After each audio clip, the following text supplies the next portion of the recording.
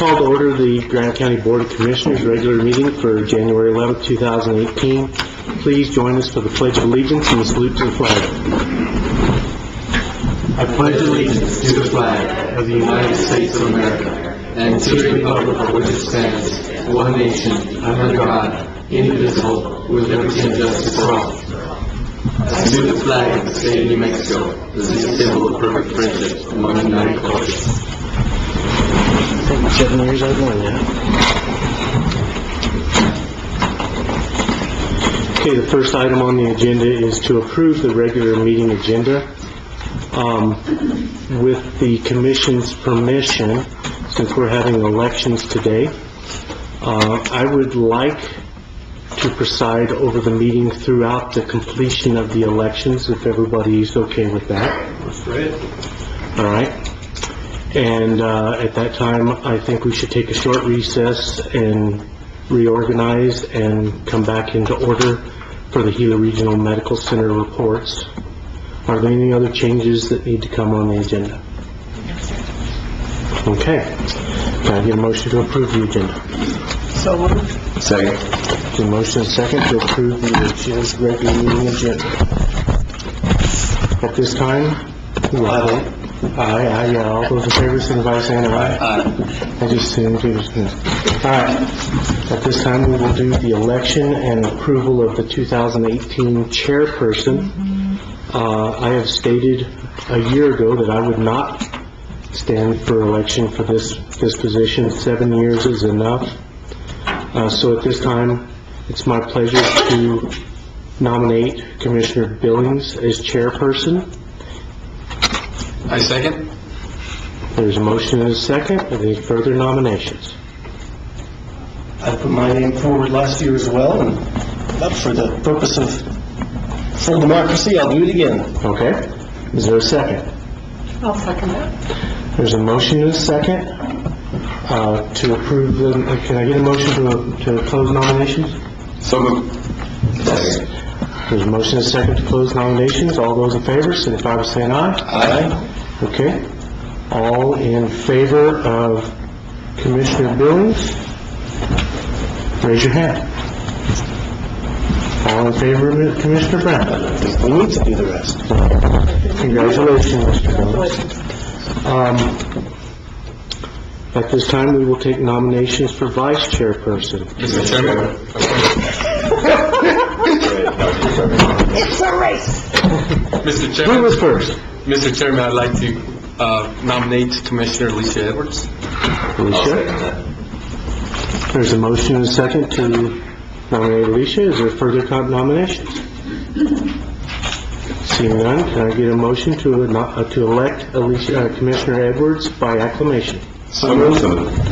Second. All those in favor, signify by saying aye. Aye. Congratulations to both of you. Can I get a motion to recess? So moved. All those in favor, signify by saying aye. Aye.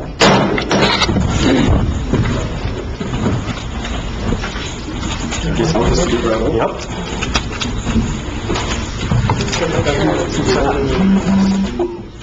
I thought so too. No, I said through the election. Through the election is what he said. Okay, so is this Goes here. here? I'm sorry. No problem. This one goes here. No. I no longer have the nod button. That's Dangerous.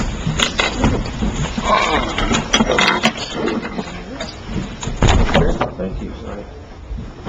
Congratulations to both of you guys. This will give you all an opportunity to be chairman in the next 3 years.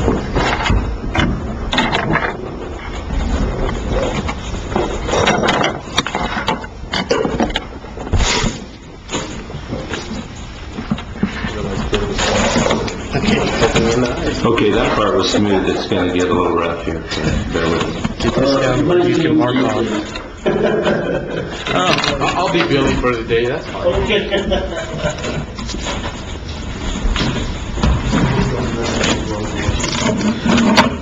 That was easy.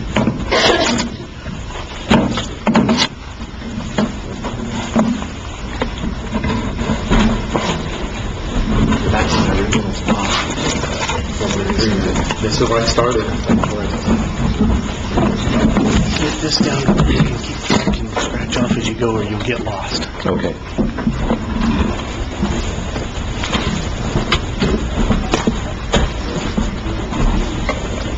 So we've been in recess. Do we need a motion to, No, just call it back to order. okay, call back to order this January 11th, Grant County Board of Commissioners meeting.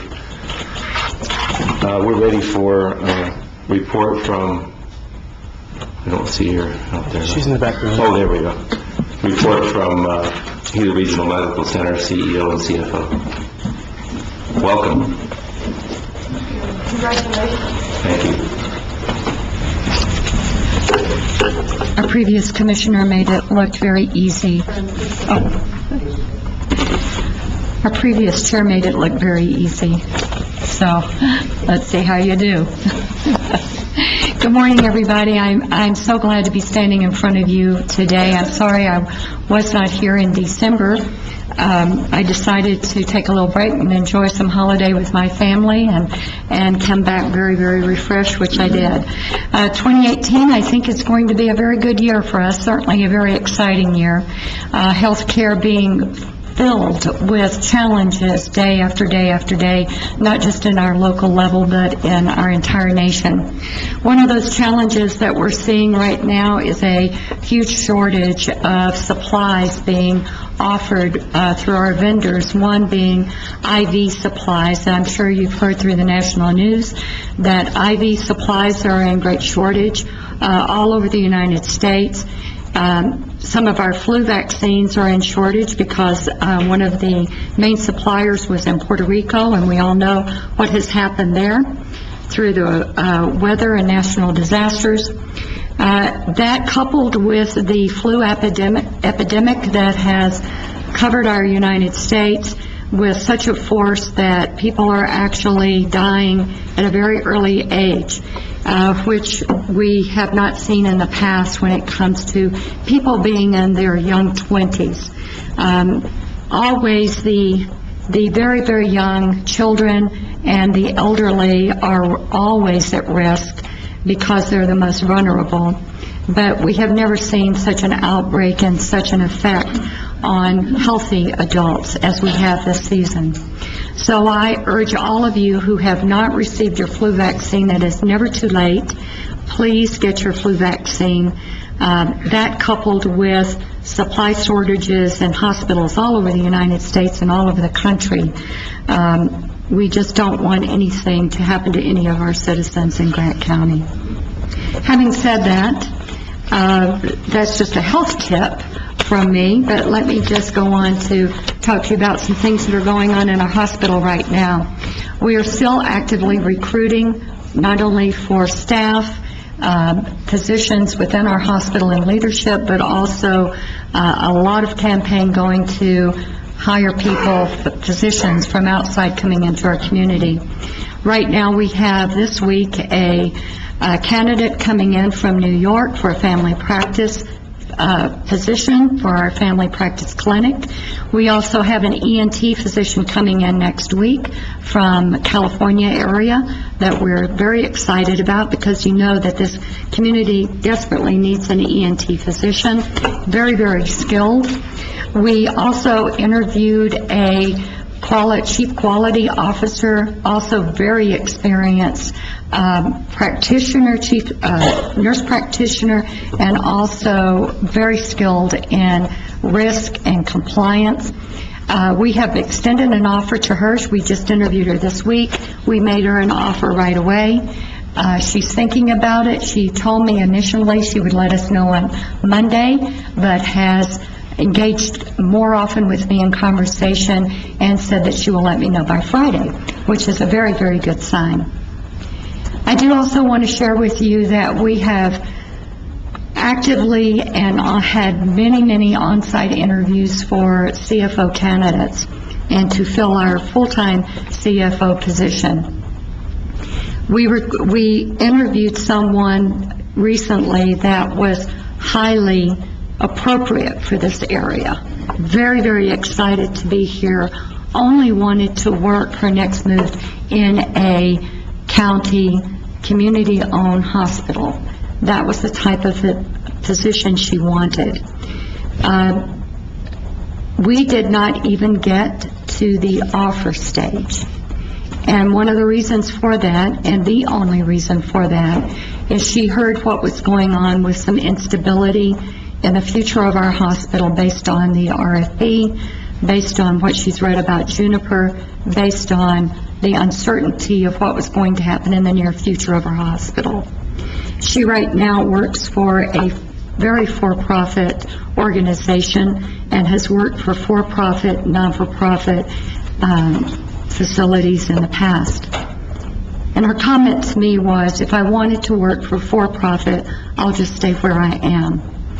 I have been in conversations with her to let her know again and again and again that the commissioner's activity surrounding bringing in an investigation of possibilities so that our hospital will remain here in a very strong form for this community for years to come, whatever that looks like, is only based on a fiduciary responsibility to this community.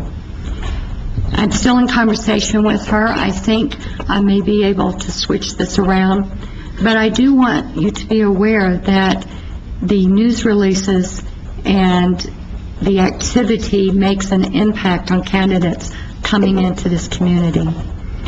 I am very positive, I am very optimistic when speaking to them, as is Jo Beth, our interim CFO. But I do want you to know that instability in any form brings uncertainty in the minds of people that we're trying to recruit to this community. Unfortunately, Silver City is not that mecca of entertainment for some people. And so what it means when we have to bring someone in is that we have to be able to look at quality of life and what that means. Right now, our physicians in this community are the best people to promote our hospital and our community. And we want to keep that status of our hospital to be strong and unwavering.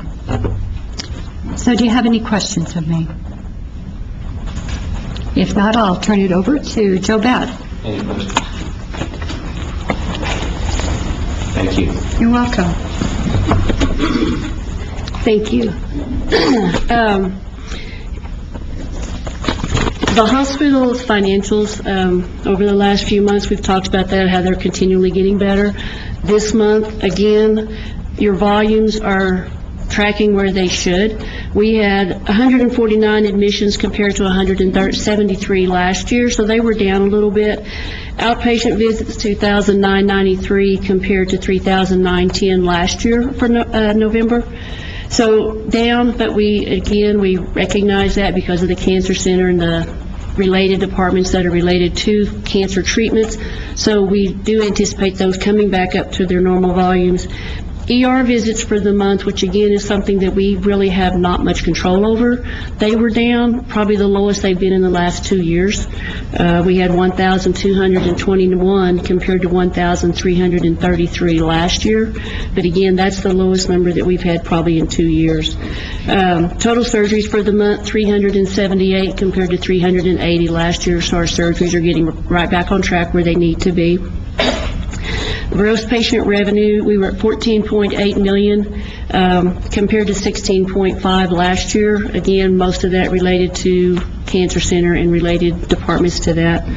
The good news is total expense, $5.9 million compared to $6.3 million last year. We continue to work on our expenses and decreasing those numbers. And the bottom line for the month of November, even though it's a negative $80,812, is definitely seeing it going in the right direction. So last year at this time, you had a negative $1,461,000. So we're getting the trend back where it needs to go. Your total loss for the year is $4.6 million compared to $5.1 million this time last year. Days cash on hand, we had 50.4. Last year at this time, we had 84.23. Days in net AR, we continue to drop those down. We're at 47.5. Last year, you were at 50.4. And our daily expense, we were at $186,000 for this month compared to $202,000 last year. We have not presented the December financials yet, but just so you will know, we are in the black for the month of December. So can't go into a lot of detail, but we have crossed the threshold and now we're in the black again. So any questions on any of those? Any questions? I have some. So you expect that, you've been on an upward trend for 3 or 4 months, maybe? Do you expect that to keep going up then? We do. We do expect it to continue to come back up. Again, the Cancer Center, we have opened it. It's not back to full stage yet, but we have opened it. We are seeing cancer treatment patients. So yes, we do anticipate it. We continue to work on expense reductions. Everything that we can do, we're dropping that down. We continue to work on increasing our revenue through better documentation and better capture. We continue to work in the billing office side to collect the money that we are billing out. Thanks. So my other question would be about the Cancer Center. I think Taffy, you talked about, I hope it's okay if I use your first name, sorry, call me Billy, please. I think you talked a month ago or so about, maybe a little more than a month ago, about possibly getting another oncologist day per week here. Do you have any? I will tell you, for the month of January, they're sending a provider down to our facility 4 extra days, full days. And we're looking into February what that will look like also. We are in constant communication with them. We have we have weekly calls, if not more often, with them. Okay, thank you. You're welcome. I think that will be key. It's really come to my attention recently as a family member may need to make an appointment. Actually has had some treatment up there, and we know how far the appointment with the Cancer Center is now versus Cancer Treatment Centers of America in Phoenix, say, Yes. or New Mexico Cancer Treatment in Albuquerque. And as that gap narrows, I think people will consider treatment here. But if you have to wait a month when you can get in within 7 or 8 days somewhere else. That's certainly understandable. Any other questions? Sure appreciate your Thank you coming so and giving much. us those reports. I would ask for one thing, that I don't know about anyone else in the room, but it's really hard for me to hear all of Joe Beth's numbers and process it. I try to write them down, but then I write down numbers and don't see I can't write down what they are.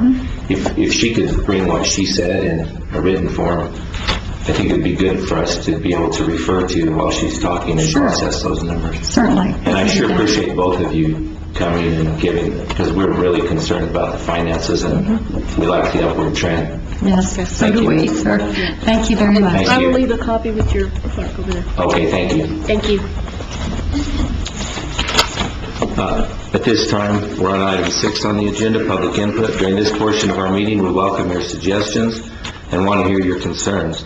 This is not a question and answer period. Speakers will be limited to 5 minutes.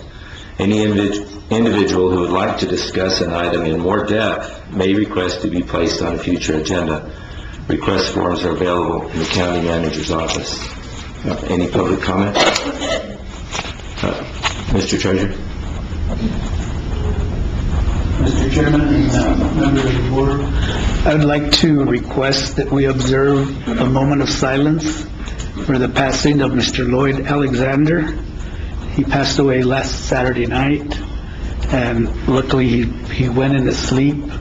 For those of you that knew him, he was quite a education activist in the county for the last approximately 15 years, and he's quite a gentleman, and he affected a lot of people's lives and a lot of change in Grant County in his own way. He was 87 years old. And Thank you. And let's please observe a moment of silence.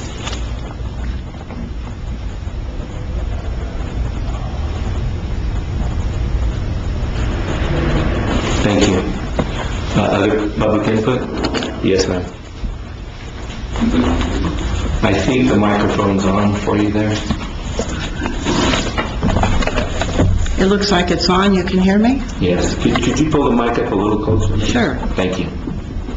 My name is Sunny Cicillo, and I live in Grant County. Mr. Billings, I live in your district. Congratulations. Ms. Edwards, congratulations on your appointment. I'm going to be addressing the Commission's draft letter to the Forest Service about the wilderness inventory.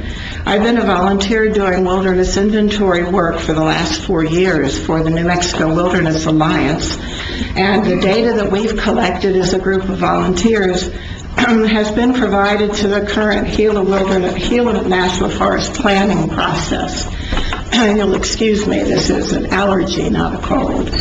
As you know, the Forest Service is required by law to conduct a comprehensive wilderness inventory by the National Forest Management Act of 2012. Chapter 70 of the Land Management Plan spells out the characteristics that have guided me and the other volunteers as we conducted and documented our inventories. Characteristics include that the landscape is driven by forces of nature primarily. There are opportunities for solitude and primitive forms of recreation, and where the impacts of man are fairly limited and substantially unnoticeable. I have personally driven many miles and hiked miles of trails that are included in the Forest Service draft plan that you all have reviewed. I have paid particular attention to features that would, that would or would not be considered substantially noticeable. Substantially noticeable, by the way, means whether the feature is identifiable and noticeable by a casual observer, think someone who's not specifically familiar with the landscape or its past uses. For instance, I have documented small hillocks that are covered in grass, wildflowers, shrubs, and trees. These were formerly mining tailings. Where these hillocks occur in potential wilderness areas, they qualify as substantially unnoticeable. I've also documented grazing infrastructure, such as old corrals, fencing, and water tanks. Since grazing is permitted in wilderness areas, infrastructure that exists in those areas does not automatically preclude consideration as wilderness. And often, fence lines and old corrals and water tanks are not substantially noticeable by a hiker if they're hiking some distance away. I have hiked areas under consideration that were logged decades ago. Many of these areas enjoy regrowth of understory and trees that mean that the past logging is not substantially noticeable by a casual observer. I have driven miles of roads that would likely be boundaries of the proposed wilderness areas, as well as the public access roads permitted within some of these areas. I have documented user-created roads and roads that were identified by the Forest Service to be closed under the Travel Management Plan. Roads, as you know, are not allowed in wilderness areas, except those already identified as public access. I just want you to know that I document and photograph on a tablet this is my tablet, and it contains all the records of what I have documented. We photograph, we take GPS readings and make extensive notes every quarter to a half a mile, or more frequently if we're trying to document something specific, such as characteristics and features. What's interesting about hiking these wild places is that I have crossed from not wilderness to wilderness without being able to tell the difference. Not one change in the landscape. The trees are the same, the grassland's the same, the trail's the same. There may or may not even be a sign by the Forest Service indicating the boundary of the wilderness. The wildlands that we inventory in the existing wilderness share the same characteristics of opportunities for solitude and primitive recreation. The land primarily reflects the forces of nature, including regeneration, with minimal human impacts. In closing, I'd like to add that it may be that looking at the future values of the Gila National Forest and our community, that additions to the wilderness area of the Gila National Forest is in fact its highest and best use. Thank you. Thank you. Other public comment? Yes, sir.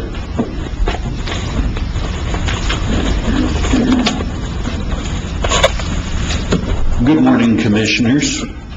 My name is Doug Dinwiddie, and I'm the Vice President of the Fort Bayard Historic Preservation Society.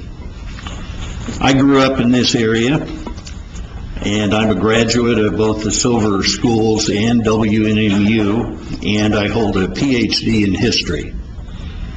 I'm a former director of the WNMU Museum. I'm also a retired professor of history from New Mexico State University and Colorado State University. I'm currently a resident of Pinos Altos. I'm here today to speak in favor of the county proceeding with a possible partnership with the village of Santa Clara for the ownership and operation of at least a portion of the property at Fort Bayard. When I returned here in retirement, I'm sure that like many of us who remember the property in its better days, I was very disappointed, even heartbroken, when I saw the condition of the once beautiful grounds and buildings, that deterioration that has developed in recent years. There are many reasons for trying our best to save the fort before it is lost to us forever, including tourism, a sense of community responsibility, and passing on a rich legacy to our descendants. In order to offer some perspective, I'd like to mention to the Commission that Fort Bayard was established on August 21st, 1866. That was 2 years before Grant County was created, out of Doña Ana County. It was 4 years before Silver City was formed. It was 28 years before our local university began holding classes. Without the presence of Fort Bayard, it is probable that the settlement and development of this region would have been delayed for decades. When the fort ceased to function as a military post in 1899, it became the site of the U.S. Army's leading hospital dedicated to the treatment of tuberculosis.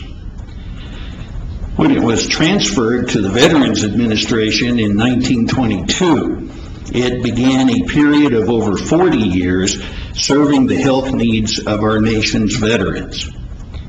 And finally, it provided care to the people of New Mexico between 1965 and 2010 as a state-operated hospital facility. I'm sure that most of the people in this room today have had family members who were directly benefited by some phase of the institution's history, myself included. I urge the Commission to proceed with discussions with the Village of Santa Clara and the State of New Mexico in order to find the means to save this unique part of our history before the window of opportunity closes forever. I can assure the Commission that the Preservation Society is 100% behind Mayor Bosch's efforts to bring this to a successful conclusion. And thank you for allowing me to address you. Thank you. Mr. Chairman, thank you, sir, for the history lesson. That was excellent. I enjoyed every bit of it. Thank you. Other public input? Yes, sir.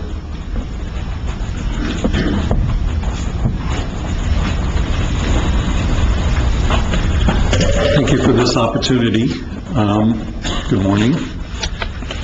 I want to respond to the Commission's proposed letter to the Forest Service regarding wilderness proposals. The spirit of the letter is... Sorry, can we get your name? I'm sorry? Your name? Oh, I'm sorry. Jeff Boyd, live in Grant County. Thank you. The spirit of the letter is contrary to my experience and observation.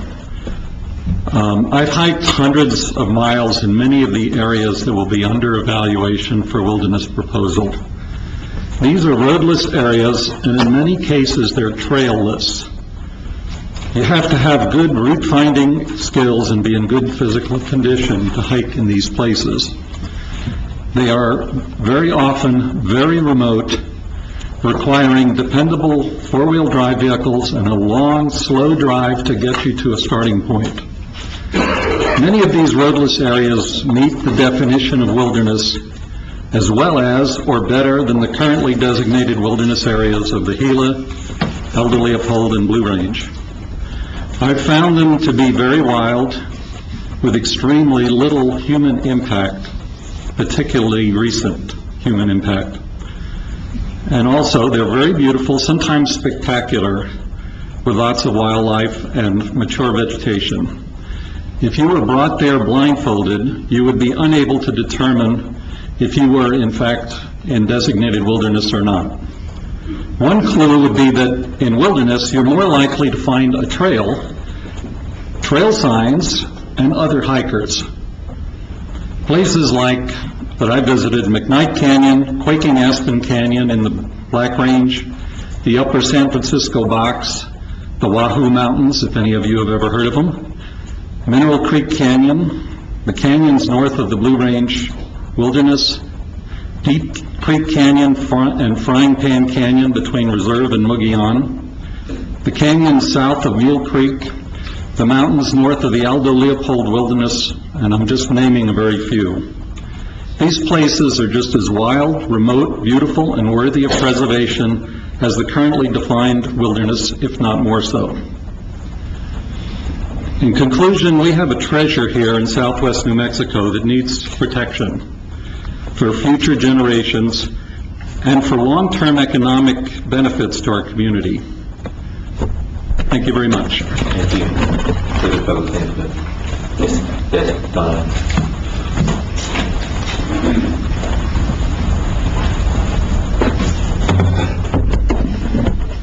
Good morning, Commissioners. My name is Donna Stevens, and I am the Director of the Upper Gila Watershed Alliance, which is a watershed protection nonprofit based in the Gila Valley. I'm here to comment, as you can imagine, on item K, the comments on the wilderness inventory maps to the Gila National Forest plan revision. I've attended all of the Gila National Forest open houses and meetings, and I actually know far more about the planning process than I ever wanted to know. The draft comment letter on the wilderness inventory process fundamentally misunderstands the mandatory wilderness recommendation process. It appears that whoever wrote the letter didn't really understand the process and didn't visit the Gila National Forest website, which clearly spells out how to participate, what the steps are of wilderness inventory and the other 3 subsequent steps. And they're written in non-Forest Service jargon, so a normal person can read them and make sense of them. But it seems like whoever wrote the letter didn't look at that stuff and wrote things that were kind of irrelevant. So, for instance, the Gila National Forest draft inventory maps are just that. They're drafts. They are the first of 4 steps: inventory, evaluation, analysis, and recommendation. The inventory is required by law to be very broad and inclusive, and it needs to include roadless lands that are based on certain criteria spelled out in the Forest Service's 2012 planning rule, which the Forest Service is legally obligated to follow. The Forest Service hasn't yet analyzed or evaluated any of these areas for their wilderness characteristics, and they certainly haven't made any kind of decision about the fate of these lands. The Forest Service has made it abundantly clear on the maps themselves, on their wilderness inventory process papers, and on their webpage what the process is. They've done a lot of public outreach on this as well. This letter clearly ignores all of that information, and I feel like it promotes really misleading information and counterproductive, frankly. The Gila includes, as we know, a lot of vast, undeveloped lands outside of existing wilderness areas, and these lands have long been designated and managed as inventoried roadless areas. So it's really no surprise that there is so much acreage included on the draft wilderness inventory maps. Through the remaining 3 steps in the mandatory process, each of which will have significant opportunity for public input and engagement, the areas in the inventory will inevitably be whittled down. There's no way the Forest Service is going to recommend more than 1 million acres of additional wilderness. Only at the very end of the process will the Forest Service decide whether to recommend to Congress that any additional areas be designated as wilderness. As you probably know, only Congress has the authority to designate additional wilderness. The Gila National Forest does not get to decide that. That is Congress. These comments contain so many factual errors that it would take me more than 5 minutes to address them all, so I won't even try. They are so inaccurate that I believe the Forest Service won't actually be able to do anything with them, and I urge the Commission to vote against sending this letter. Thank you. Thank you. Other public input? Yes, sir, in the back.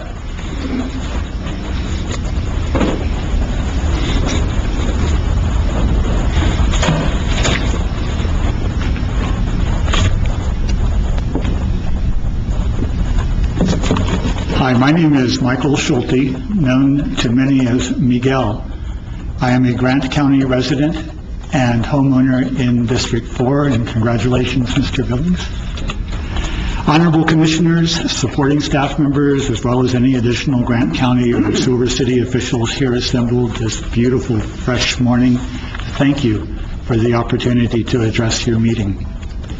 I will deliver an abbreviated, slightly altered version of the two-sided written public input statement that you have been supplied. I ask you to please glance at the written statement before voting on agenda item K. And that's why I'm here, is to address the comments that you're being asked to approve or disapprove in the agenda item K. I am part of a volunteer group which between 2013 and 17 has contributed 14,000 hours. Doing what, you might ask? We have been looking at Gila National Forest lands that meet the minimum size requirements and which have potential for wilderness classification based on the wild character of the land. We have systematically completed 179 track logs. These are hikes that involve lugging computer tablets, compasses, notebooks, and pens through the forest, stopping frequently to put them to use. The track log software utilized GPS to track the routes we followed as we walked to check conditions on the ground. The results are well-documented TopoMap referenced tracks, complete with photo waypoints and extensive notes in which evidence of prior human presence has been meticulously recorded and photographed. I personally have walked a dozen of these. The comments you are being asked to approve or disapprove strongly imply that any Gila National Forest land not currently designated wilderness is land that does not qualify for wilderness designation. This implication is simply not true. And I would encourage any of you to fact check with your own 2 feet. While there may be legitimate minor boundary adjustments suggested by further on-the-ground review, the Gila National Forest is to be commended for having prepared a respectable forest-wide inventory. Upon examination by me and other citizen track log volunteers, it seems substantially complete. I would like to suggest that the draft inventory is essentially an apolitical document, more like a collection of data. It is designed merely to identify chunks of Gila National Forest land that meet certain criteria. It was created by a highly structured process that is uniform throughout the National Forest system. It does not designate wilderness. It does not make any recommendations.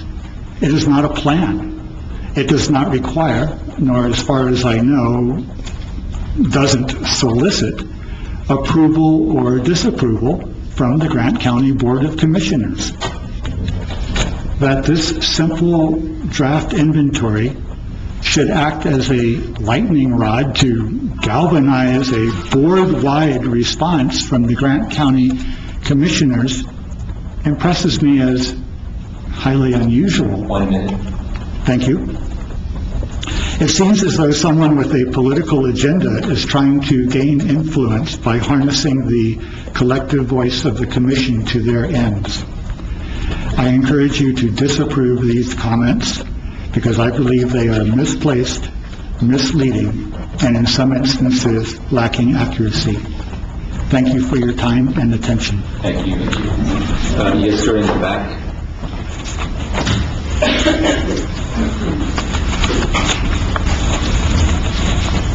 Hello, my name is Michael Figali, and I also wanted to address the inventory mapping issue. Mr. Chairman, Commissioners, as the Commission considers commenting on the Gila National Forest Draft Wilderness Inventory, I think it appropriate to remind the Commission of a few hard facts. First, there's no denying that we're in a right pretty pickle. The best available science, much of it coming out of Los Alamos National Labs right here in New Mexico, predicts a catastrophic, almost complete loss of needle-leaf evergreen forests in our region by the end of the current century. And not only spruce fir and ponderosa pine forest, but also down into our pinyon juniper woodlands. Our current rapid departure from the 10,000-year stable state Holocene into the more chaotic Anthropocene epoch presents us with a crisis situation where the value of wild lands to humanity are rapidly increasing. Now, wilderness has much less to do with recreational opportunities or solitude, and very much more to do with the ecological resiliency that their remaining wildness affords to us. All over the world, scientists continue to document our rapid descent into the Earth's sixth great mass extinction event.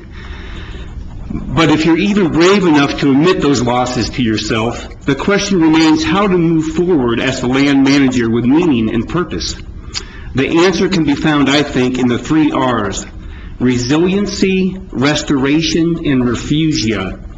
The first, resiliency, is the landscape's ability to successfully stand up to or recover from an ecosystem stressor like floods, droughts, or heat spikes.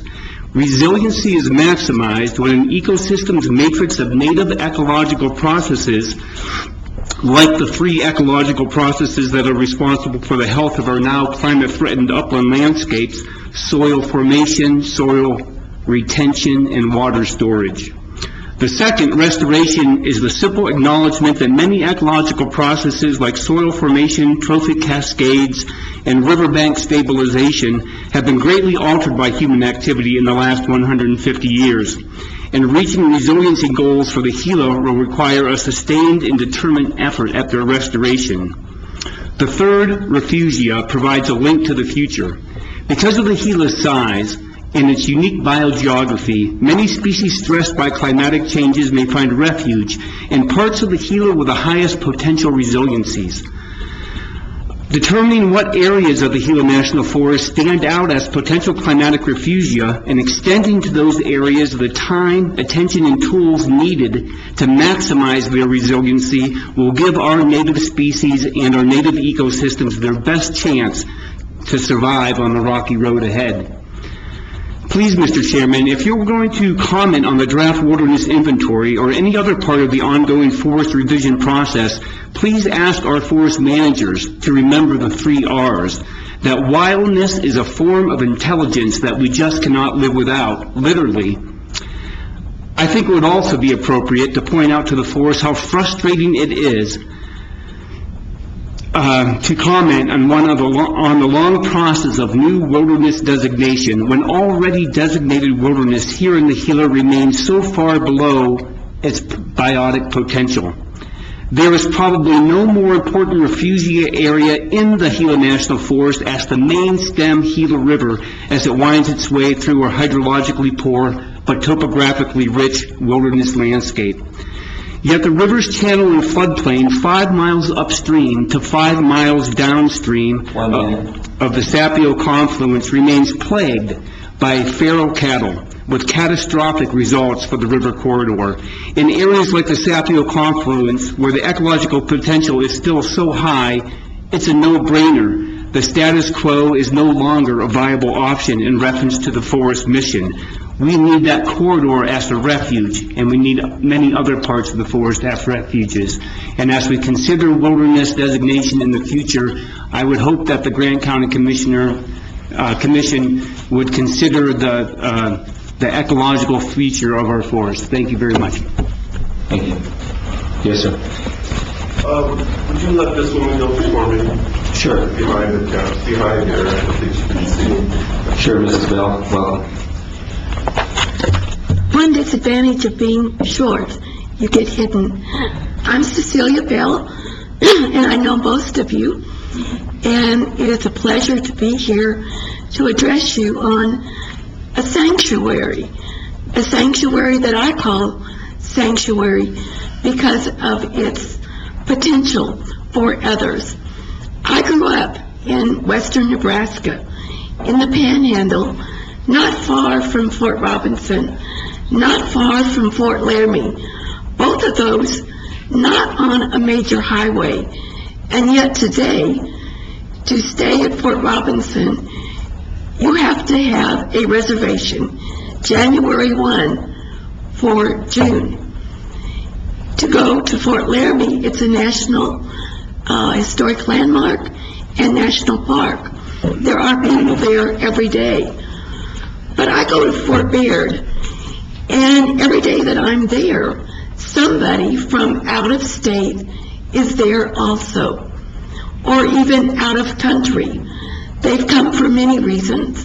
Some of them are birders. Some of them have come from the cemetery, that they are looking at relatives. And some are simply children that are out on their bicycles, finding safety and a way to learn to ride. We've also moved up a step, and we have young teenage drivers better on Fort Baird going around the parade ground than on the highway. Fort Baird Historic Preservation Society was started in 1997 simply to promote the 100th birthday of the leaving of the military.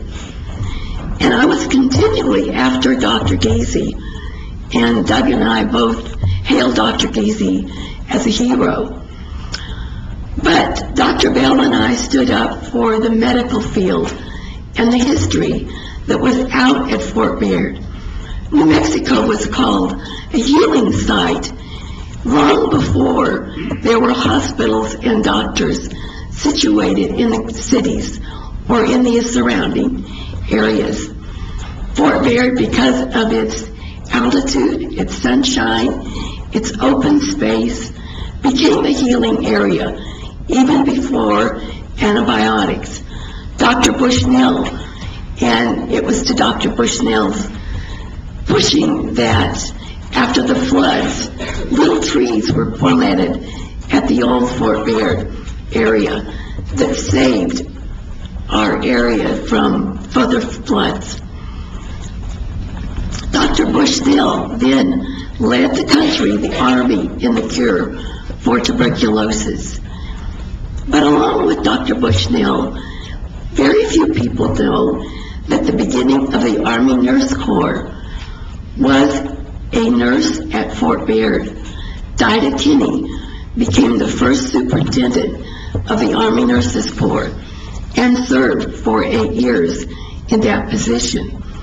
We're fortunate to have those letters back and forth between the Army nurses and the Army nurse superintendent in Washington, D.C. I remember going to forts as a child and would like to promote Fort Baird as an educational site for our children in Fort Baird to come not only for Fort Baird days, but for education days on field trips throughout the year. There are field trips with many different subjects that can be covered. I also would like to promote that we need to really clean up for Fort Baird. If it was you or your family following the hearse taking a body to Fort Baird, 1 minute. would you like to ride along the roads and see the destruction of this once beautiful site? Please remember to support our mayor from Santa Clara and to make this a site for Grant County. Thank you. Thank you. That is public input. Mr. Otero. Good morning, and thank you, Commissioners. Just wanted to take a brief opportunity to say how much we appreciate the partnership that we have to take care of our community seniors, and to let the Commission and the community know that, as everybody's probably been watching the news, there's been a mandate to switch the administration from AAA, the Agency on Aging, to ALTSD. And we're watching that process very closely, and Edith Lee is also with me. She's our Chief Support Officer responsible for our senior services. And so we just want to let the Commission know that we're working with our legislators and we're keeping a close eye on that. We want to make sure that our seniors have confidence that we're going to do everything we can to make sure that they're taken care of as we work through this process. So it's really more of an update for the Commission and for the community. And I would be happy to entertain any questions you might have or get a hold of us at a later time to discuss that. Thank you. Questions? It's really basic. Thank you, Mr. Otero. I have no clue what the implication of that change is. Could you just give us a broad brush description of that change? Absolutely. The big thing is they're attempting to switch contracts with the providers from the AAA to the new organization, or actually not the new organization, but ALTSD. That'll be approximately 60 contracts that need to be done by February 1st. So there could be delay in contracts, and what Ms. Lee is working on is to make the determination of whether or not services can continue if the contracts aren't executed in a timely fashion.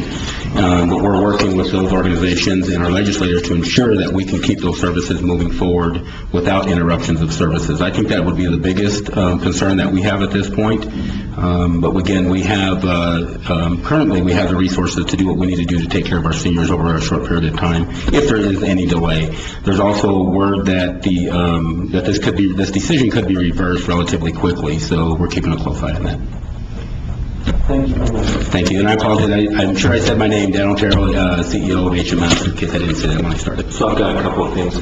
One is Chairman Cassidy pointed out that, or former Chairman Cassidy pointed out that HMS is as an integral part of the county. As part of that, you're welcome to come anytime and address it in the work session so that you don't have to stay and wait for public input, both with your involvement with TUCASA and the senior centers.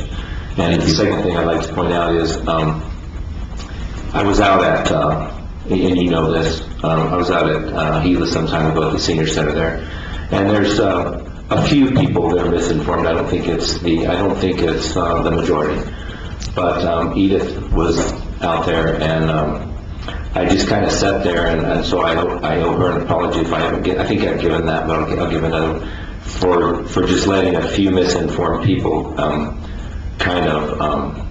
don't know. It reminded me of bullying, but I think since some of them were seniors, maybe they were just acting out of fear and misinformation. So Commissioner Edwards has approached me and offered to go to the Gila Senior Center there and approach some of the younger people maybe who have been disseminating this information that's not exactly accurate, and work with them to, once a senior, I'm starting to get there, so I know, once they get something in their mind, it's hard to tell them, to get them to realize the truth. And so what we'd like to do is go out there and present, what's really going on, that there is no plan to shut down the senior center out there. And we'd like to invite Ms. Lee to go out with us too. And I think we can, I hope that we can resolve some of the concerns out there. And again, I'd like to point out that I don't think it's the majority. When they had that discussion the other day, a lot of the seniors left the meeting because they didn't want to be involved in the controversy. Thank you, Commissioner, and also thank you for the invite to come to your work session. I will definitely take advantage of that because we do want to provide updates moving forward. I couldn't be more proud of the work that Edith and her team are doing to ensure that we're staying in compliance with all the heavily regulated regulations, all the regulations for the AAA, and getting all those in a condition in which we can provide safe and effective services to our seniors. It's crucial for their health and it's the health of our community. So again, thank you for the partnership between HMS and the county. It's very much appreciated. Thank you. I think Commissioner Edwards has it. Sorry. So, Mr. Otero, I would just like to apologize for not knowing that you could have come to the work session instead of sitting here for an hour during public input. That's not a problem. But I would also just like to say that having been involved pretty heavily in senior issues for many years here in Grant County, I can't tell you how much I appreciate HMS taking on the senior centers. I know that unfortunately there were some kind of complicated timing issues around that, and I feel like HMS is taking some heat for things that they don't really have any control over. And I just want to say that I really appreciate the commitment that HMS has, you and Edith and April and all your staff, to make sure that the senior centers don't see an interruption in services. Thank you very much. Thank you very much for that comment and acknowledgement. Have a great day. Yes, sir.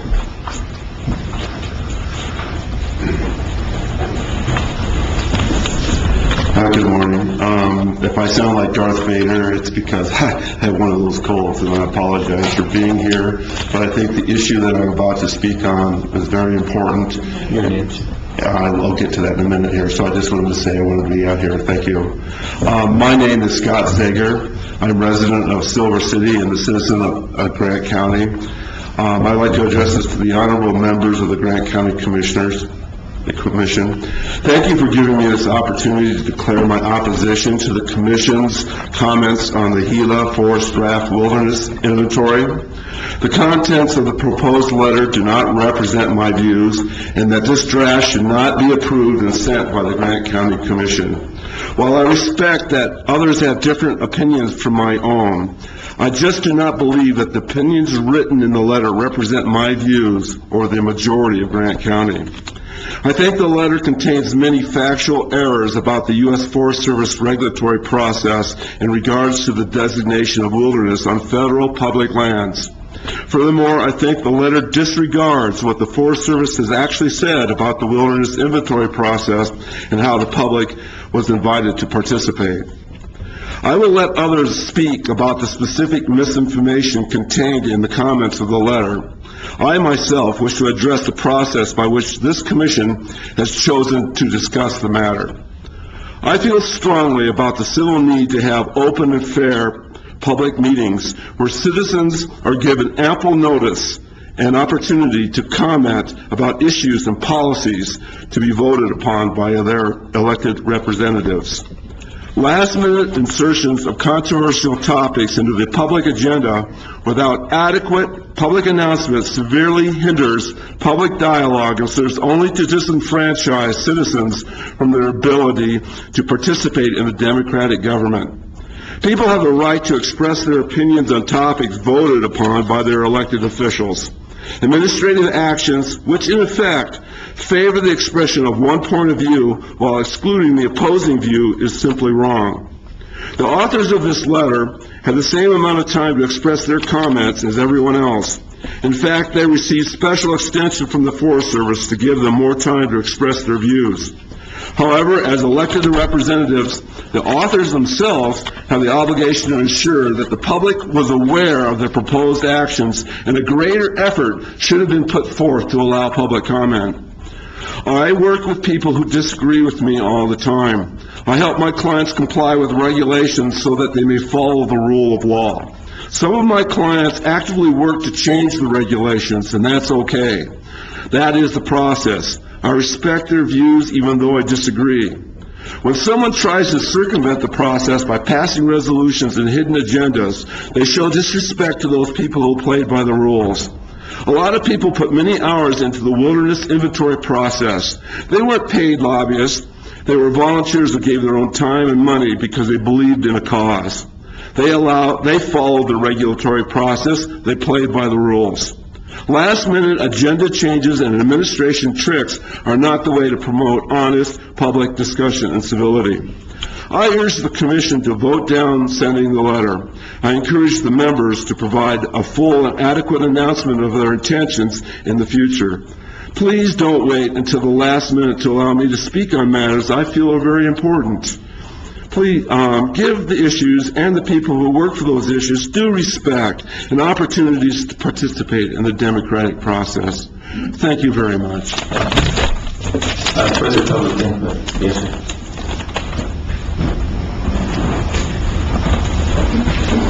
My name is Richard Martin. I'm a resident of Grant County. I live out in the forest and I pay my taxes, and I'm here to address my opposition to the county commission forwarding this letter about the wilderness survey. I think it is shrill, premature, and it's not necessary. I've been one of the volunteers who has done the wilderness surveys and done the digital tracking and everything else, and I find this letter demonstrative. It's counterproductive. The last thing we need is another Forest Service review held up for years due to, like the travel management plan was. So while that stalled for 3 years, I got to watch more and more roads. You know, we have an excellent cadre of professionals trying to be very transparent in redrafting and reviewing their forest plan, and they're going above and beyond what is required of them compared to what has been done in the past. Their recommendations as to if something's wilderness or not wilderness isn't the final say. That's up to Congress. But inserting your objections in this manner, I find counterproductive and will stall it out. The wilderness and the forest is one of the main attractions that gets people here. It's what brought me here. And we're very fortunate with that. And I think as one of the counties who gets to enjoy those benefits, it would be better if this letter had been drafted in a more cooperative manner in working with the professionals with the Forest Service in how do we make the most of it and protect it. Wilderness, for me, means freedom. For some people, they seem to fear wilderness like it locks things out. I'm freest when I'm in the wilderness. I don't get this juxtaposition of declaring something wilderness. All that means to me is I'm limited to get there 1 horsepower or less. I got to do it on my own feet. I can't drive something there. I got no problem with that. Wilderness is nature's. It needs a chance to heal. Just because there's evidence of mankind there, that doesn't exclude it becoming a wilderness.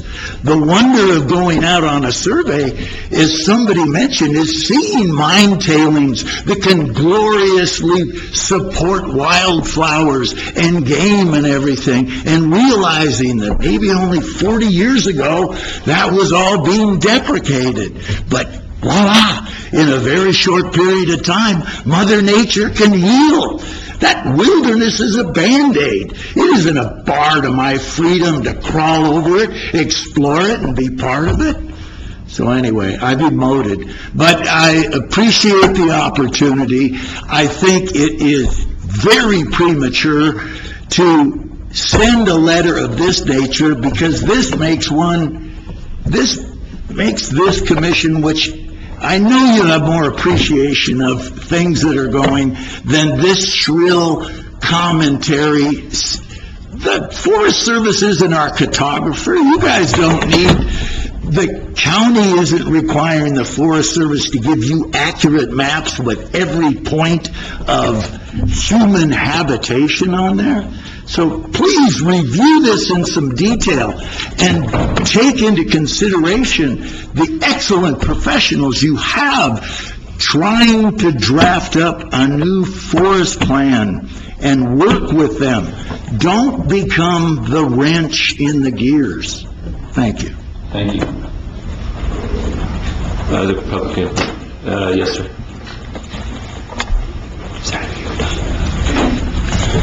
Good morning. My name is Dave Chandler. I live at 130 Black Dog Road in Grant County. I'm currently the president of the Fort Baird Restoration and Development Coalition, and I've served on the coalition for over 8 years.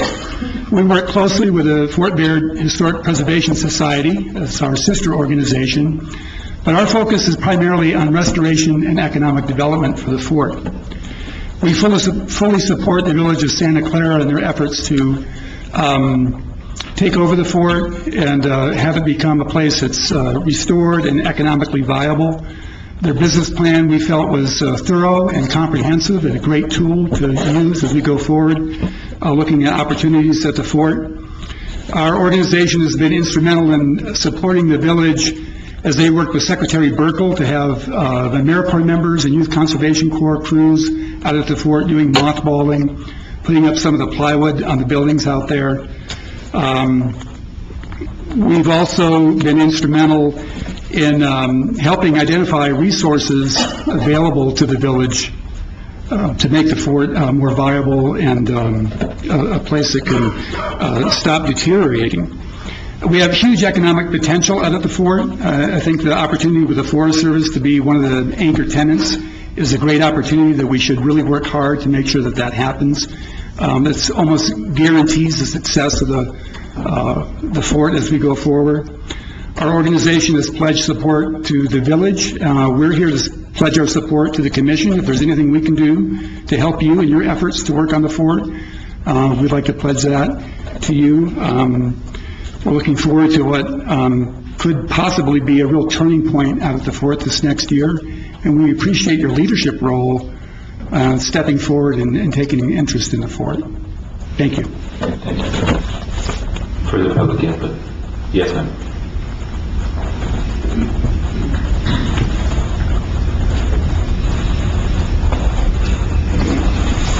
I'm on the shorter side. Congratulations to Commissioner Billings. I'm in your district, and Ms. Edwards. I'm Carol Martin. I live out in the boroughs, and I'm part of the Wilderness Survey team. We have covered over 650,000 acres on foot and traveled on roads to get into these areas. Takes four-wheel drive and a lot of patience and moving rocks to get into some of these areas. Over the last few years, we've spent hundreds of hours on foot hiking through these acres to gather data documenting areas of potential additional wilderness. I belong to the Sky Island Alliance tracking team, where we identify animals, large and small, by measuring their tracks and studying their habitats and migration patterns. I participate in the Native Plant Society and have worked with habitat restoration with both the National Park Service and state parks. Each of the members of our Wilderness Survey team brings special skills to identify areas and document flora, fauna, geology, Native American sites, and that list goes on and on. We take photographs and waypoints and compass readings and make notes for each photograph. We also use the Forest Service travel management maps and topo maps We follow the requirements found in the 2015 Land Management Planning Handbook, endorsed by a bipartisan federal advisory committee with members from timber, mining, motorized recreation, grazing, conservation, and more. Let me just say, for clarification, substantially unnoticeable does not mean that there have not been changes created by humans. It means that in the grand scope of the surrounding landscape, these changes blend in. For example, a row of power line towers would be substantially noticeable because you can see it from a long distance away. However, a telephone pole is substantially unnoticeable because it blends into the forest. A fence post, if you walk 50 yards away, you can't see because it blends in to the shrubs and the trees. Given the definition does not prevent or exclude an area from becoming potential wilderness. Dirt roads are not necessarily permanent structures. Unused or closed dirt roads and trails fade into the landscape over time and are taken back by weather and the flora, thus would not have to be excluded from potential wilderness. Wilderness is an economic boost for communities that surround it. People come from all over the world to experience it and enjoy its remarkable beauty. They spend money in the local economy, buy gas, eat in restaurants, buy groceries, purchase artwork, stay in hotels. They camp, fish, kayak, horseback ride. This equals money and jobs. Some of the polygons that are on the Forest Service story map, which I suggest you all look at and make comments on. Wait a minute. Some of the polygons are protecting the corridor for the Continental Divide Trail. Listen to the past, learn from it, and move forward into the future. This is our chance, right here, right now, to protect it. If that does not happen, once it's gone forever. The letter in front of the commissioners is full of misstatements and misunderstandings and does not represent the intent of the Forest Service plan. I am surprised it has been placed in front of elected officials for signature. Thank you. Thank you. I'd just like to point out one thing, and this is just my idea, I don't have the support of the commission, but just because something is placed on our agenda for consideration or of discussion doesn't mean things get disapproved. So I realize that many of you feel you've been misled by the abrupt nature of it, and that's been well addressed.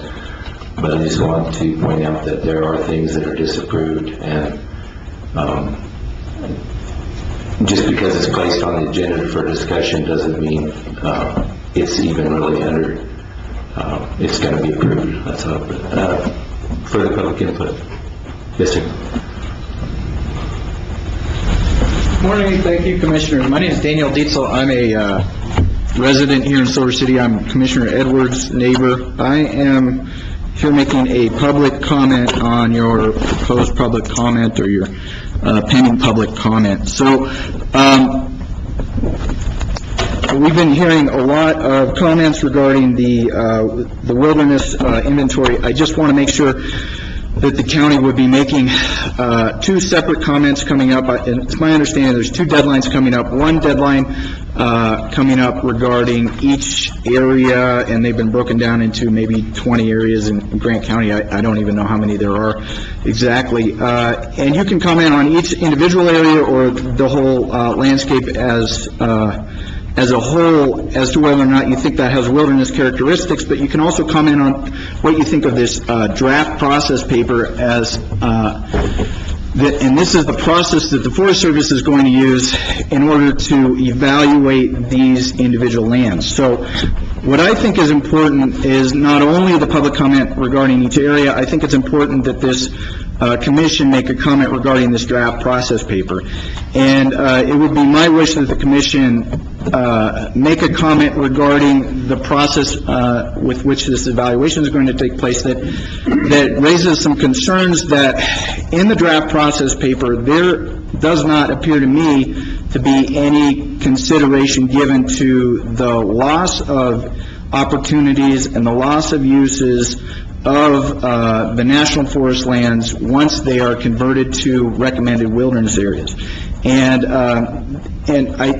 Yes, Congress has to vote as to whether or not it becomes a wilderness area, but my understanding is that once something is recommended by the forest ranger for wilderness designation, it's going to be managed as a wilderness area, and it's going to have similar restrictions as a wilderness area.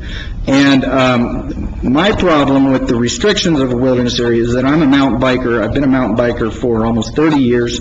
As soon as something is designated a wilderness area or even a recommended wilderness area, I'm going to lose all access to the trails that I've been riding here in Grant County since 1990s when I first came here. I've moved here since 1999. I believe I've ridden almost all of the trails south of the existing wilderness areas here in Grant County.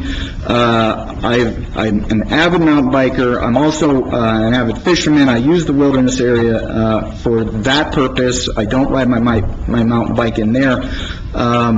And I've seen both the state of the wilderness existing now and the state of the national forest south of the wilderness. And to me, I've realized in this process how mountain bikers have been losing trail access throughout the country. I read about it in the mountain bike press, I'll call it. And I read that trail access has been lost in Taos, in a particular trail up there through the forest planning process. Access is being lost in Montana and Idaho recently that I'm aware of, just because things are being designated as wilderness or recommended as wilderness. And I was personally surprised that this process was coming. It's not clear, I think, in the forest planning process that this would be coming up. We had, as mountain bikers, we had a meeting, I think it was about a year ago, maybe in February, with the Forest Service. A number of us showed up, and we were talking about how we could help them put on a race, a mountain bike race on Fort Bayard on trails that are in the inventoried areas and could be closed. And there was quite a number of us there. We expressed interest in maintaining the trails, and we did not know at that point that this inventory process was coming. It didn't come to anyone's, I think, it didn't get on anyone's radar until it was placed into an email regarding the actual inventory process, and then it came to us through that, and we've been trying to figure out what this process means and how to make comments in it. So I'm a coach for the Silver High mountain bike team. It's been interesting. They'll lose access to the trails they've been training on. The trails will become less used, and I think this is an issue as to multiple use versus no use. There are abandoned trails in the Gila Forest. There are abandoned trails in the Gila Wilderness. The Forest Service does not have the funds or the ability to maintain these trails. These trails have been used and maintained by mountain bikers. I'm part of the Continental Divide Trail Alliance, and about maybe in my estimation, half of the Continental Divide Trail south of the existing wilderness area is being maintained by mountain bikers now through the Continental Divide Trail Alliance. If you lose trail access, you're probably not going to maintain these trails. These trails, a lot of them are going to close down. And I think there are other ways other than wilderness recommendation to manage the Gila Forest south of the existing wilderness areas, and I just urge for a comment regarding that. Thank you. Yes, sir. Just a quick informational thing, Mr. Diesel. Thank you for your excellent comments. I believe it was step 3 analysis in which that sort of loss of use is to be considered. Yes.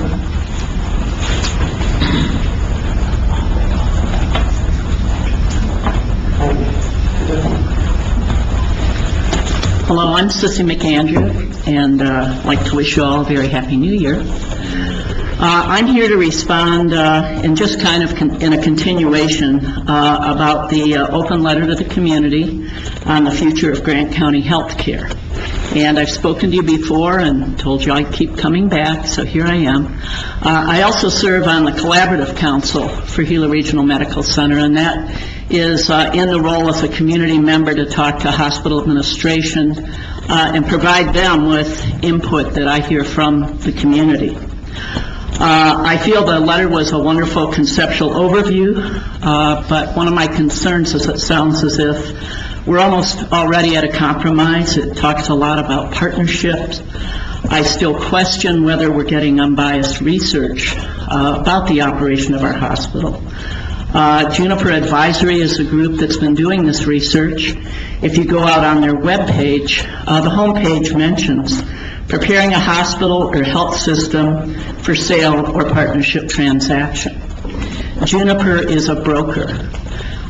If we either sell the hospital or we do a partnership, they will get paid. So I'm concerned about that aspect. I think even today we heard about what a dynamic future is here and a business is here possibly for our hospital. Research has been done, but new management is in. We're improving the bottom line and operations, and I hope that that is continuing to be reflected as analysis continues. I look forward to your sharing the data and the information that you utilize as you start your reasoning process, and I hope that you will continue to be transparent with the community. Thank you very much. Further public input? Yes, sir.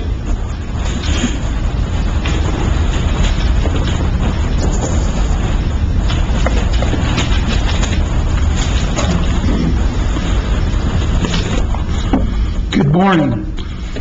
Mr. Chairman, Commissioners, my name is Larry McLeod. I live in Grant County.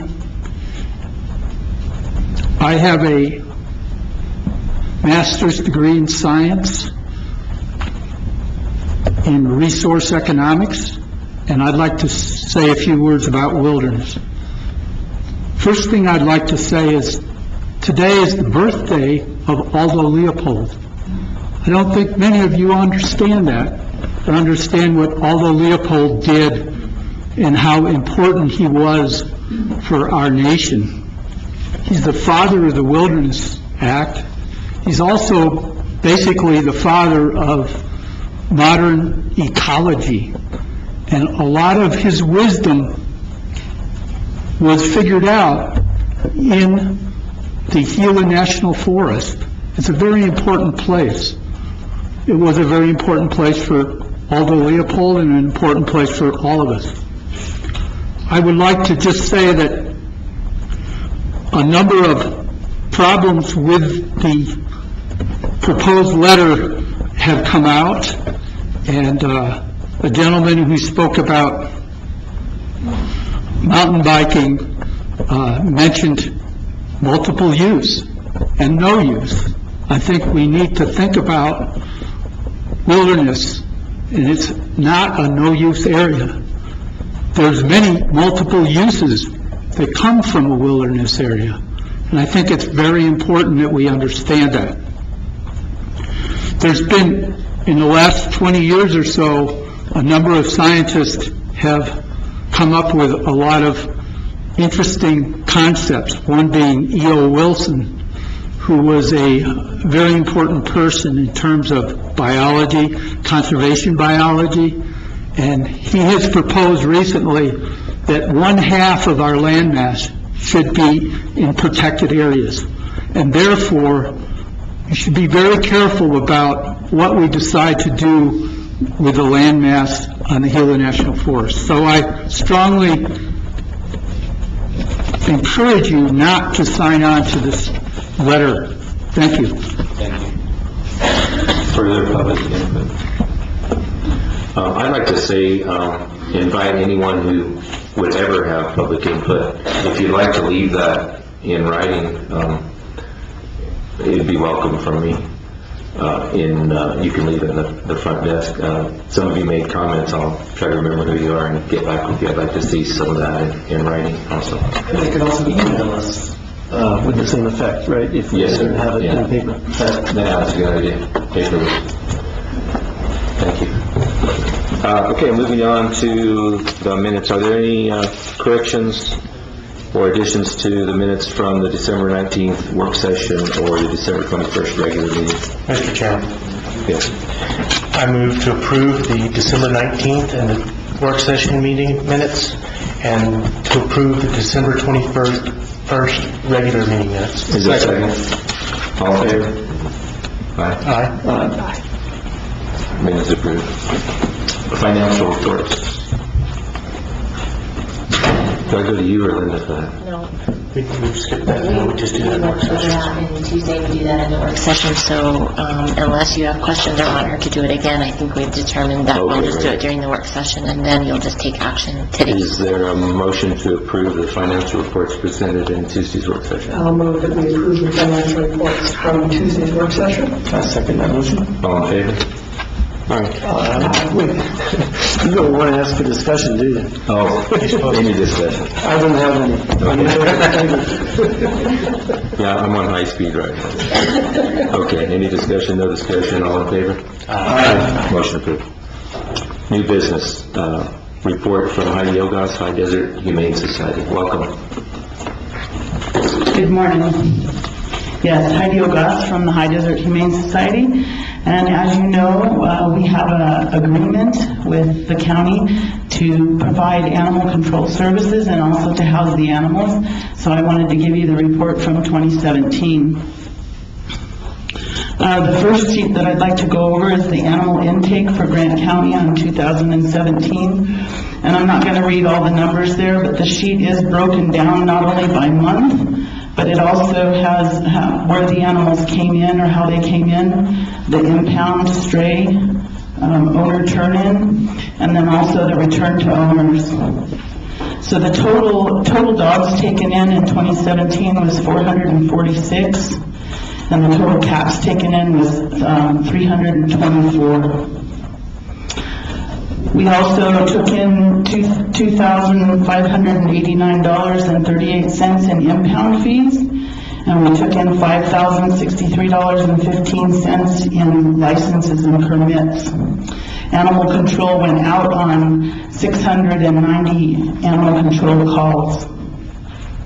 Also in 2017, I just wanted to comment that we had issues with the county truck. I've been working with Ms. Webb on that, and we're expecting a new truck any day, I hope.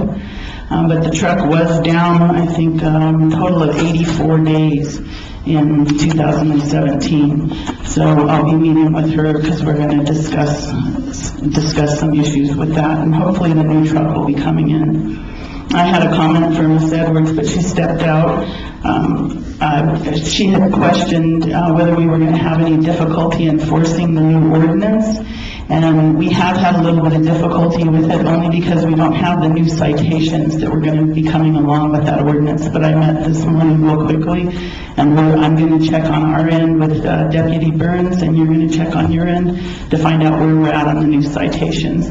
The new citations were designed after the Game and Fish citation, and it frees up some of the court issues. It's similar to like a traffic ticket, that you can go ahead and mail in the citation rather than having any kind of a hearing or anything on it, and then if you disagree with it, then you would schedule a court date. So that will help a lot on that.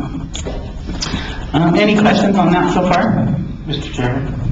Heidi, would that be in municipal court or magistrate court? That would be in Judge Laney's court. Or Judge Grajales? Yes. Okay, thank you, Mr. Chairman. Just a couple other things overall at the shelter for 2017. Thank you to our thrift shop that is community run. We were able to assist in the spay and neuter of 795 animals, and that does not include the spay and neuter of our adoptable animals. The shelter as a whole adopted out 280 dogs and was able to return to their owners 195 dogs. We adopted out 138 cats and was able to return to owners 4 cats. We were hoping to see our return to owners increase a little bit because our microchipping program's been in effect for about 2 years now. And we have seen it increase in dogs, but not in cats. It's actually gone down in cats. Very few cats coming in have microchips. I also wanted to say that we are moving forward with our building plan. We're hoping within about the next 6 years to be able to build a new adoption center. The other report is just a comparison from past years. It breaks down into dogs and cats and across the months of each year. It goes back as far as 2007. As you can see, we've progressively decreased the intake. However, this last year we saw a slight increase. And it's not uncommon for it to fluctuate like that. Most of the increase this year was in the cat population, and I attribute part of that to our warm weather, because cats will come into heat based on the temperature outside and the food supply. And we generally have what we call 2 kitten seasons, one in April area and then generally in August and September. And this fall's kitten season has not stopped. We have still had kittens coming in extremely large numbers all the way through the end of the year. So I'm assuming that has to do with the weather. Commissioner Brown, I believe last year you asked if the amount of animal intake had gone down because the animal control calls had gone down also. So I went back 5 years, and it's exactly opposite. The animal control calls have actually gone up, but the animal intake has decreased. I was exactly going to ask about that.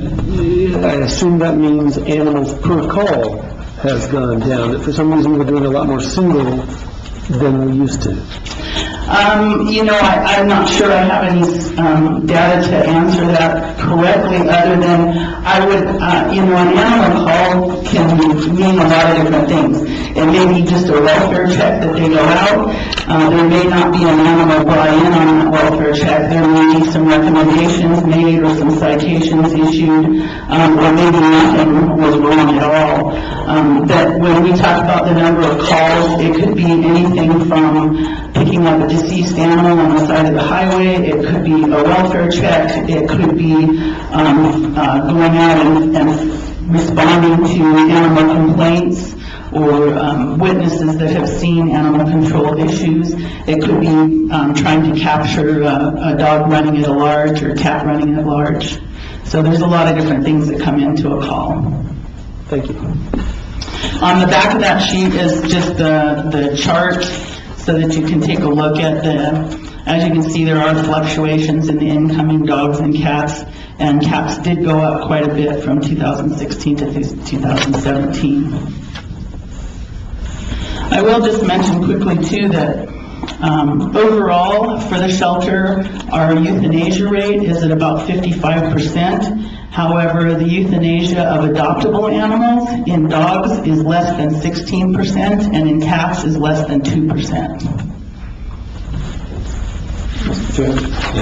Would you mind defining adoptable? So when an animal, because we take in anything and everything, an animal will come in and they will go through the hold period, depending on where they came from and whether or not they have tags on them. And then during that time, they're either deemed adoptable or not. An animal may be very, very sick physically. It may have emotional disorders that are not readily treatable. It could be vicious. It could be feral. So once it's deemed adoptable, then it's moved into the adoption area. And once it becomes adoptable, that's where our less than 16% and less than 2% euthanasia rate comes.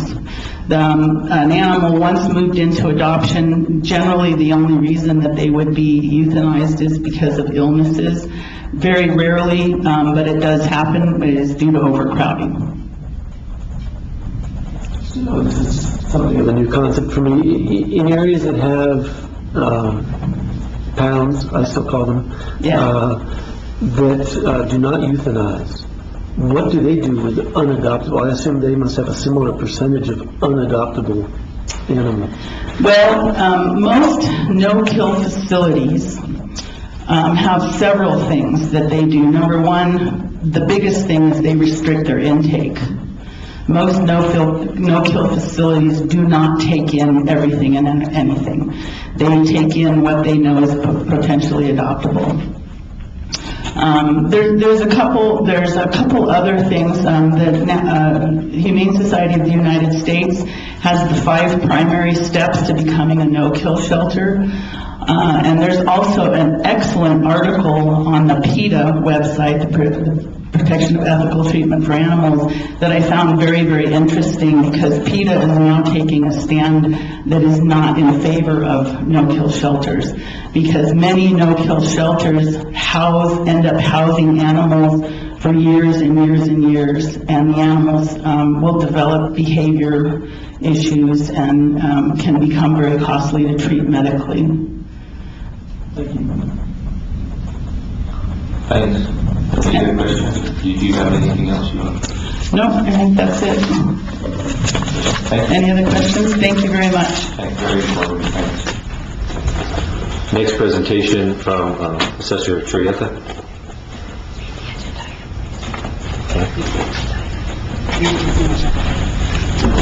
Okay, this is agenda item 9E.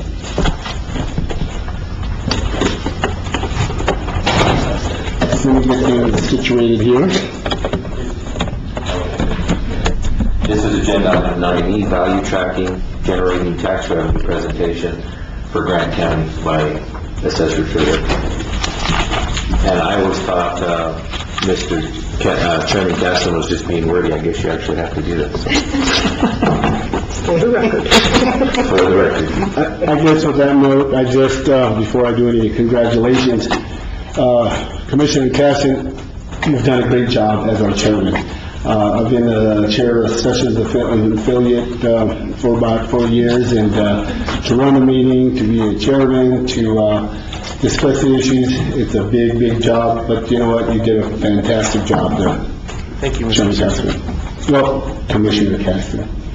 And so I would like to congratulate. I also have allergies. It's not a cold. The jumpers up in Pinos Altos are really inflamed. So if I sound a little bit hoarse, that's the reason why.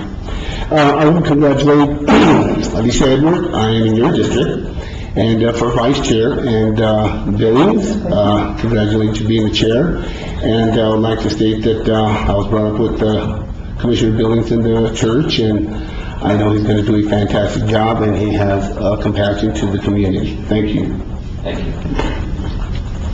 I want to wish everybody a happy new year. It's going to be a fantastic year. Feels positive. And I would like to start off with Mr. Dinwiddie and Ms. Bell. I had the opportunity to measure every house, every building, and was inside the Fort Baird, and it was such an honor. It gives me great pleasure to serve Grant County. And I'm going to do some segments throughout the year about the assessor's office. For starters, the valuation tracking. And Harry, Commissioner Brown, I guess last night, you're right, the wording was different, so I have 3 big presentations that are in there, and this one was actually placed to for government purposes, okay? So value tracking, okay? Value tracking, why do? Value tracking is a process in which the record, the net new value. Net new value is recorded because of its district direct impact of the cost of government providing services to the taxpayers. The more property there is, the more cost to the services. For example, a new subdivision with 60 homes means that 60 new families will need county services, schools, police, fire departments, road works, and etc. If net new is not recorded, the government will fail to generate the revenue necessary to provide the services to our citizens. What is new? Okay, a gentleman by the name of Al Murray, I've known him for the last 30 some odd years. He's actually our tax guru and assessment guru. And he is one of the guys that I've really cherished throughout my years. Net new is an additional value of residential and non-residential property placed on the tax schedule, and the tax minus the value of residence and non-residential property removed from the tax schedule. In other words, a net new equals property added to the tax rolls, property removed from the tax rolls. For example, property added to the tax rolls is new homes, new garages, sheds, carports, and etc. Property removed from the tax rolls, demolition is manufactured homes moving out of the county, and even if a home burns to the ground. Addition value, addition value, under statute 737-7, point 1 is residential, non-residential property placed in the property tax schedule in the current year as a result. Property value is current year, and there was not value to the prior years. Improvement to existing residential to the non-residential property, renovation, remodeling, and upgrade. Additions to residential is properties of value which was omitted to the previous year's property tax schedule. Additions such as new living space, carports that have been for years and has been. And that's one of the reasons that we do conduct these reappraisals, to put whatever needs to be placed on the assessment rolls. And actually, right now, we are going from a 2-year cycle to a 1-year cycle. Positive net new versus negative net use. We must value track both increase and increase of the net new. Example, positive net new homes, garages, sheds, carports, additional living space, new sunrooms, porches, kitchens, remodeled bathrooms, upgraded of wood siding, stucco, upgraded composition shingles to clay, roof, and one of the big ones is actually metal. Livestock head. If there's a count that's an increase, that is considered net new. A new business is considered net new.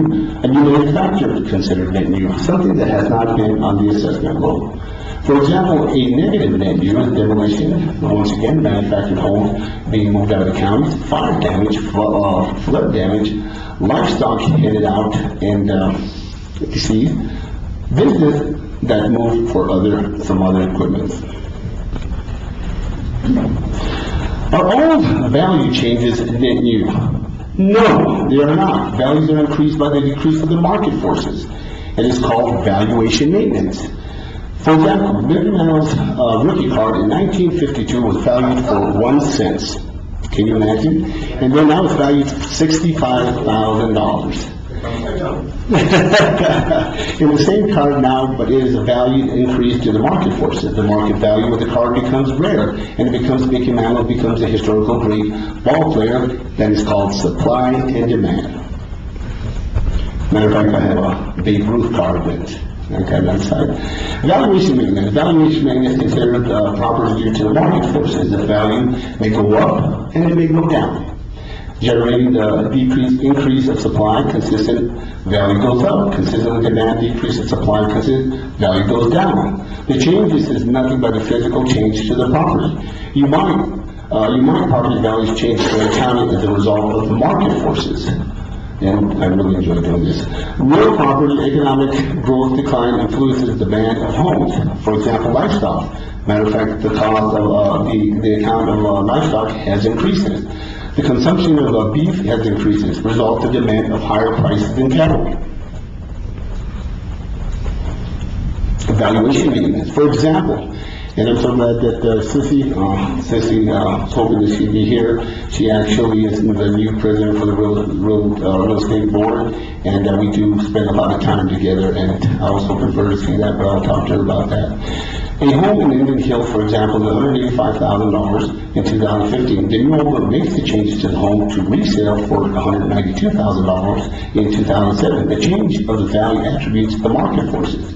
Example, traditional cattle ranchers, 1 acre parcel of land and retired relocates to the area. The land has been classified grazing for the past 10 years. The retired has not planned to graze animals after the sales, so the reclassification is considered non-residential miscellaneous land. That reclassified raises the value to $540 to $80,000 in valuation. Example, if I purchase a storefront in the downtown area, converted to a building apartments, it results in the property code changes to the commercial and land improvement, residential land improved, which is different from the land use code. And that's one thing, once the land use code changes, valuation also can change. The land value decreases by 25%, however, the change in land value of valuation maintenance, however, the renovation of creative adds values to the net new value. If the value of the property changes of being associated physical alterations, changes to valuation maintenance. For example, it's called deferred maintenance. You want to upkeep your home, just like a vehicle, for example, it needs an oil change. It needs the lights to be changed, the wipers changed. That is considered valuation maintenance, and it just gives more life to the vehicle. Just the same thing as a house. All changes, all valuations, changes are net new? No. General maintenance is net new. For example, the owner pulled a permit on the new roof and conducts evaluation determined to the replacement of old composition shingles to the new composition shingles. The maintenance justified changes to the components from 2.0, and that's our grading system to value these components to a home. It is not considered a new base by improved, upgrade property from the previous state. The small changes of valuable attributes with valuation maintenance. Other example of general maintenance, it's, for example, interior paint, exterior paint. Reapply the repairing the stucco, repairing the asphalt driveways, and we actually do a complete visit to look at what the valuation is. Here's an animal that's going to be a little confusing, and I will do a presentation down the road on the yield control that refers to 737-1. The statute puts the limitation of annual increases of the property revenue. Valuation maintenance for the statute. Change of valuation maintenance cannot change the property revenue, and the valuation maintenance increases the tax rate. It decreases. If the valuation maintenance decreases, the tax rates increase. The annual whole revenue concept provides the physical amount of the property and also consists of assumption in a zero-factor inflation. What is yield control? The net new perhaps status, changing of new directly affect property tax revenue, and then you increase the tax revenue.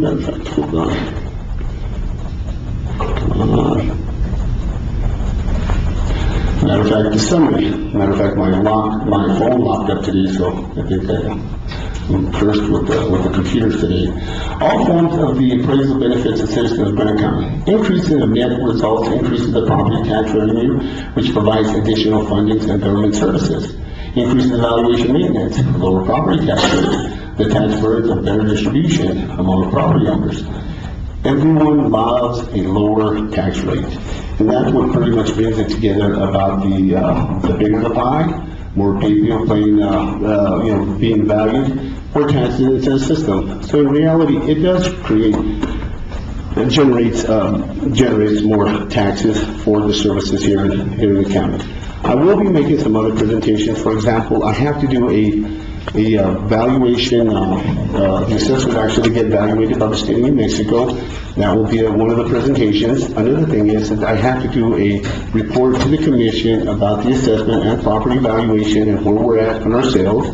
It is quite surprising of what's going on right now in the market. It's a very positive thing that's going on in the market. And also, we are out doing sales, building permits, and still continuing with our reappraisals. I do stand for questions. Any questions from Mr. Trier?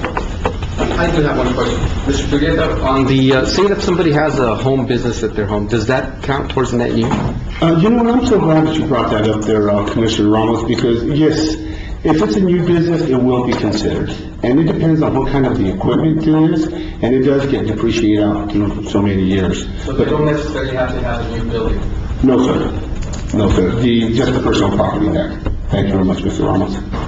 Just the personal property, the building itself wouldn't be net new. Is that what I just heard? It's a brand new building. Let's say they move their house, right? They launch a new business, but they haven't done anything to their house. No, that will just be considered valuation maintenance if they do any maintenance on that. The business property is what's new. That is correct. And in fact, Mr. Chairman and Commissioner Caston, we did talk about that in the past, about more accounts on the personal property side.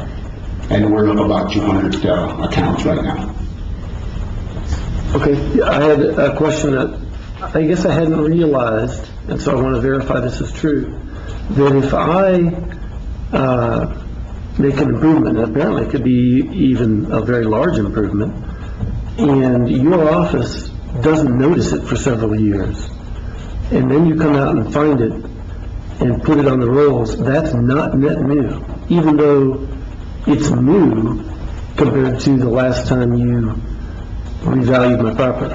Commissioner, Chairman Billings, Commissioner Brown, I've been to your house, I know. Actually, if it has not been on the rolls, okay, let's, for example, this is one of the reasons that we do have these reappraisals.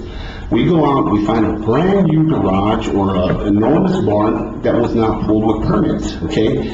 If it has not been on the tax rolls on it, or assessment rolls, taxes is Steve, the assessment rolls, it is considered net new, okay? If it's been on, and then I go there and then done a remodel, not a remodel, but they've done deferred maintenance like new windows and roofs and stuff like that, that would be considered valuation maintenance. A lot of times, and right now, are those mortgage buildings, those king sheds, and those carports. Okay, I have seen things that have not been on the tax roll for 5-6 years. And actually, yes, it is considered net new because it has not been on the rolls at all. I wonder, is your technological jinx today too strong to go back 6 or 7 slides? Yeah, absolutely.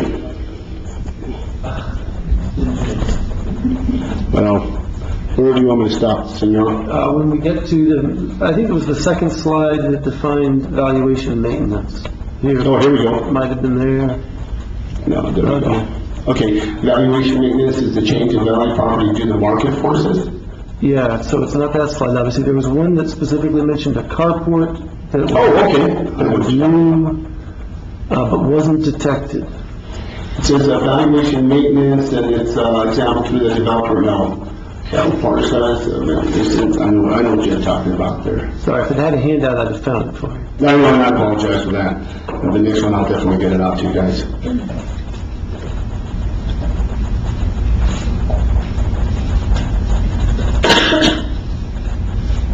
There we go. Oh, no. Okay. No, that's different.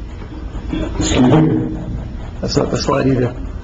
Where it says, okay, for example, positive menu, a new home, garage, shed, new carpet addition, living spaces. Okay, let's say I go over to your house and you actually build an addition. That's not the slide. Oh, okay. There was one that was specifically about maintenance.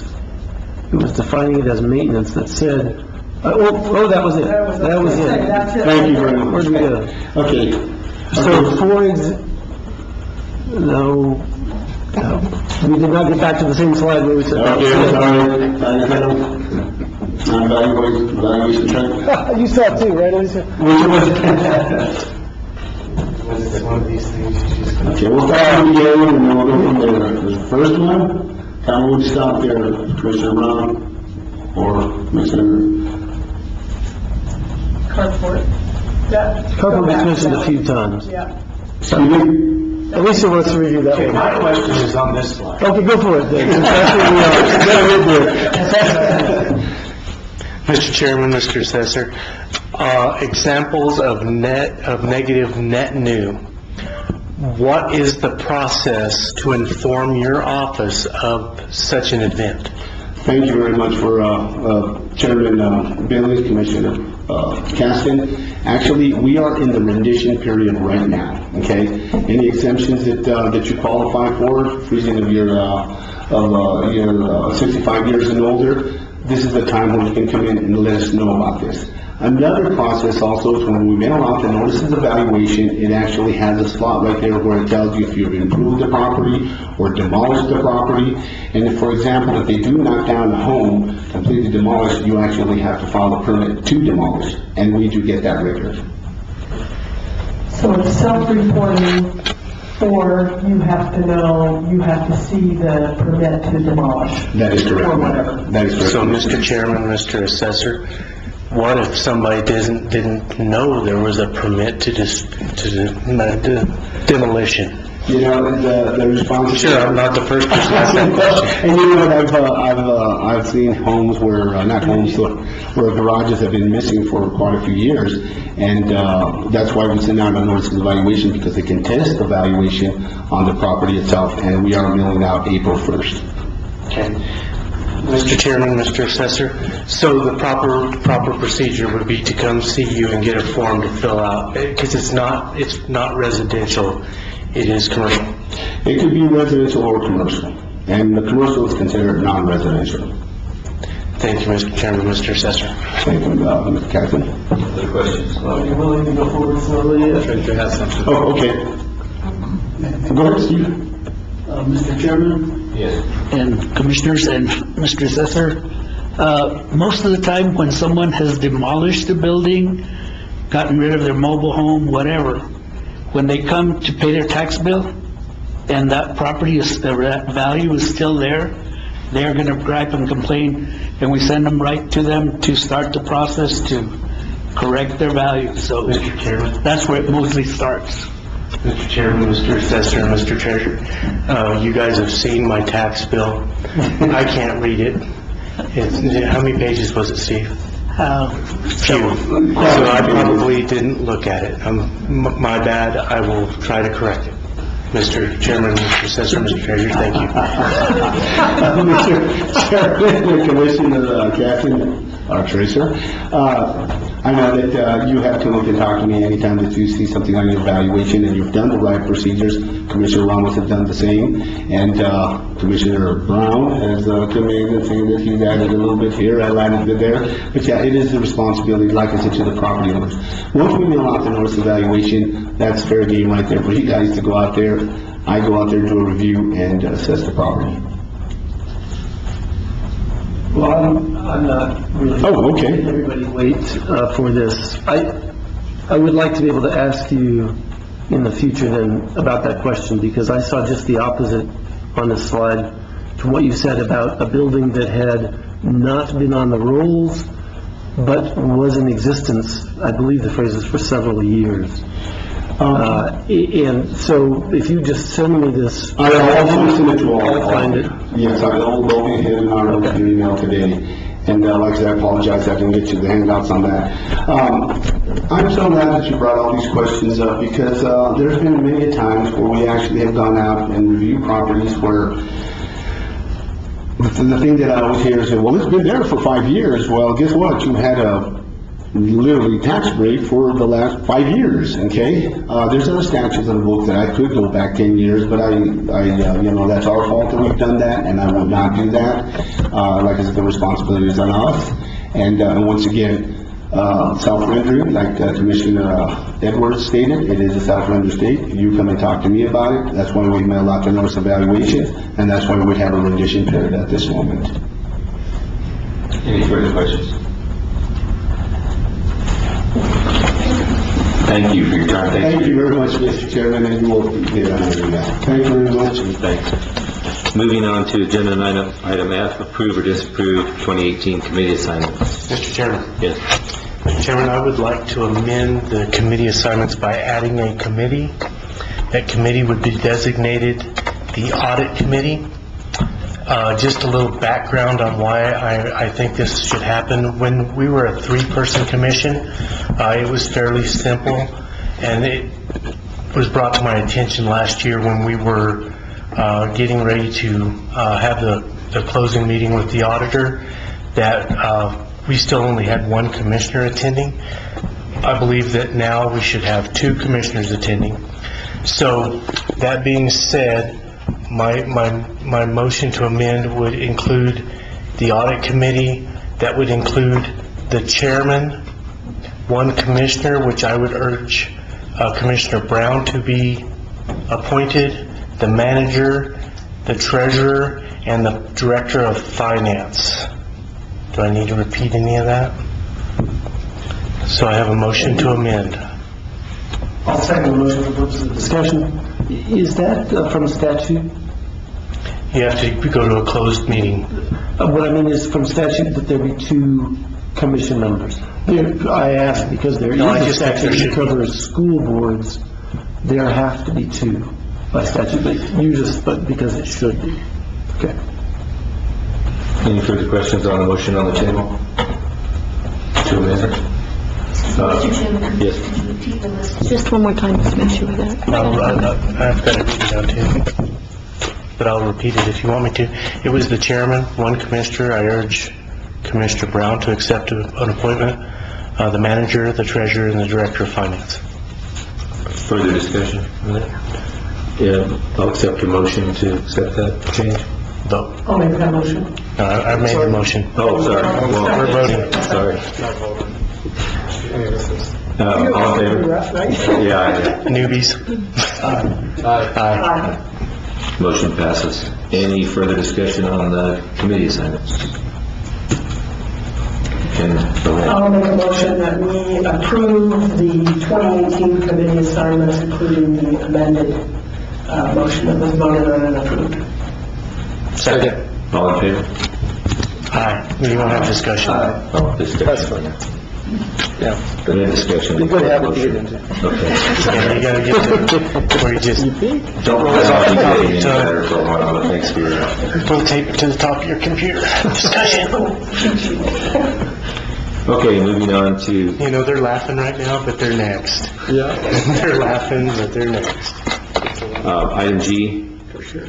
Approve or disapprove county manager entering into an agreement for professional legal services with Drinker, Biddle, and Reef LLP. Mr. Chairman? Yes. I move to approve the county manager entering into the agreement for professional legal services with Drinker, Biddle, and Reef. I'll second. Discussion. We could explain to the public that this was discussed at Tuesday's work session, in case, I always used to wonder, how the heck do they know what they're voting on? It's a verbal item, so thank you for explaining it on Tuesday. Any further discussion? All in favor? Aye. Motion approved. Does the chairman vote? Mm-hmm. Every time? Every time. Unless you don't want to. Have I really been here for a year and not know that? That's everyone's question. Agenda item H. Approve or disapprove letter to Mayor Richard Bausch considering the exploration of a partnership with the Village of Santa Clara regarding the ownership of Fort Baird. Mr. Chair, I'll move that we approve a letter to Mayor Richard Bausch considering the exploration of a partnership with the Village of Santa Clara regarding the ownership of Fort Baird. And I second. Any discussion? Mr. Chairman, can you give me just a second to reread this to make sure that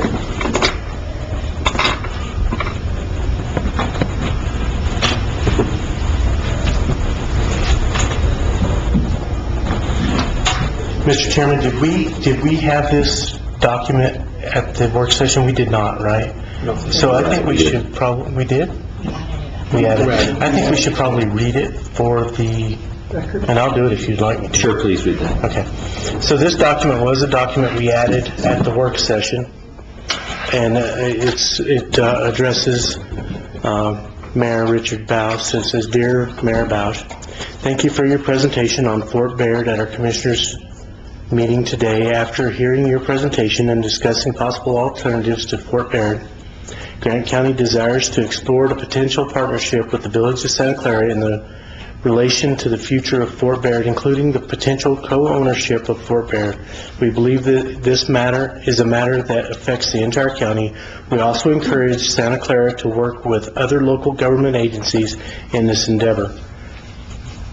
And then we need to change the signature page. So that's what it says. So discussion. Very concise and clear. That's what I want to say. Okay. I appreciate it. Did I make that up on Tuesday? That was good. It is good. Mr. Chair, Yes.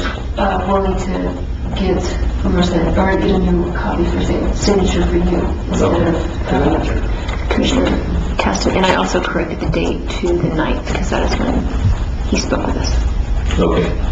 I guess I'd like to say something as a commissioner. So to be very clear, I support the preservation of Fort Bayard, and I share many of the sentiments that were brought up today. Thank you in the public input. What I don't support is mission creep type. I think we need something up front before the county starts committing resources, either financial or in-kind, of any sort, before we dip our toe in the water and then a few years later find out we're up over our heads in the water drowning. I think we need something up front. I appreciate Mayor Bouch's and your others' work on the business plan. It's a good business plan. Mayor Bouch met with several of us, I'm sure. I know he met with me and explained it. And it is a good business plan. If you can get a tenant out there to pay for this and not have it on the backs of the Grant County taxpayers, that's what I'm in favor of. So I think that's clear enough. I think for me personally, I'm relying on the fact that we're desiring to explore to cover those issues. Okay. Any further discussion? Do we have a motion on the table? We do. Okay, all in favor? Aye. Aye. Motion approved. Thank you.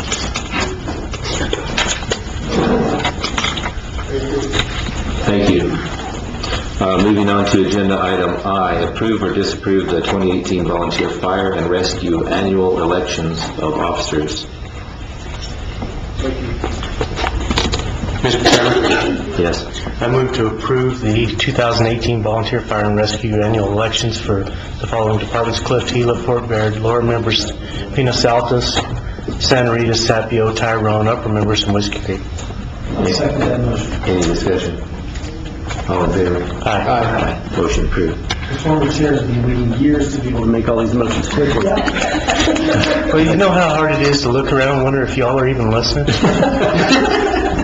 Agenda item J, approve or disapprove the annual service report and EMS Fund Act local funding program application for fiscal year 2018 for Gila Regional, Gila Valley, Pinos Altos, Tyrone White Signal District 1, Tyrone Flying A and Wind Canyon District 2, Tyrone Hatchita District 3, and Whiskey Creek.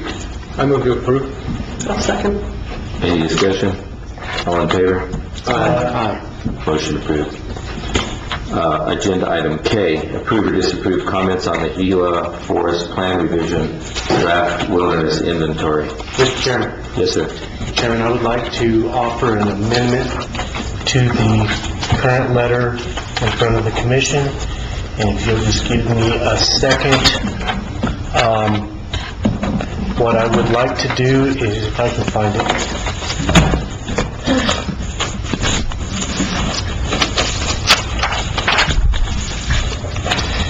is I totally agree with a lot of the people that spoke this morning. I read it 3 or 4 times. It's very hard to follow. I think we can be more concise in our comments, less divisive in our comments. So I also know that part of the reason that I'm personally so concerned when the Forest Service starts an evaluation of this magnitude is because of the disingenuous and cavalier nature the Forest Service treated the commission with in the past, especially, i.e. the roadless rules. So that being said, I would like to start by amending the draft immediately after the address by striking from subject comments. No, I guess you could leave that.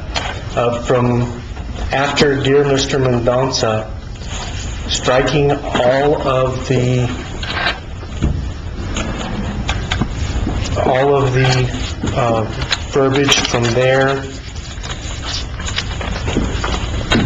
to the end and supplanting it with a simple comment stating the Grant County Commission urges the Gila National Forest Administration to be diligent in the process regarding the draft wilderness inventory and draft evaluation for potential wilderness characteristics for the United States Forest Service, including but not limited to 1. Cultural features, 2. Historical features, 3. Timber logging, 4. Livestock grazing, 5. Private water rights, 6. Fuelwood gathering, 7. Bicycle recreation, 8.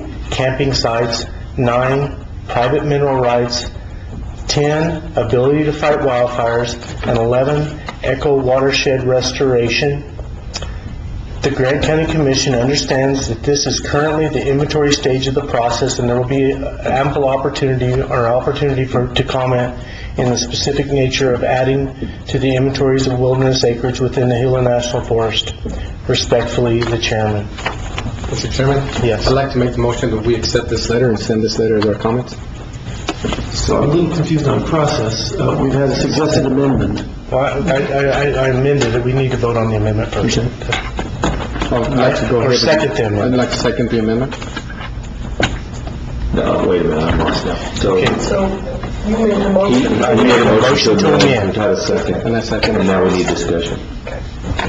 So I have a couple of points. I much appreciate the work put into coming up with a reasonable letter. Yeah, okay, thank you. Okay, well, I don't like that at all. That's way too loud. We still hear you. Well, They like it though. thank you. I understand the issue. I did not like the echo I was getting. So I'm going to move closer instead of having it be loud.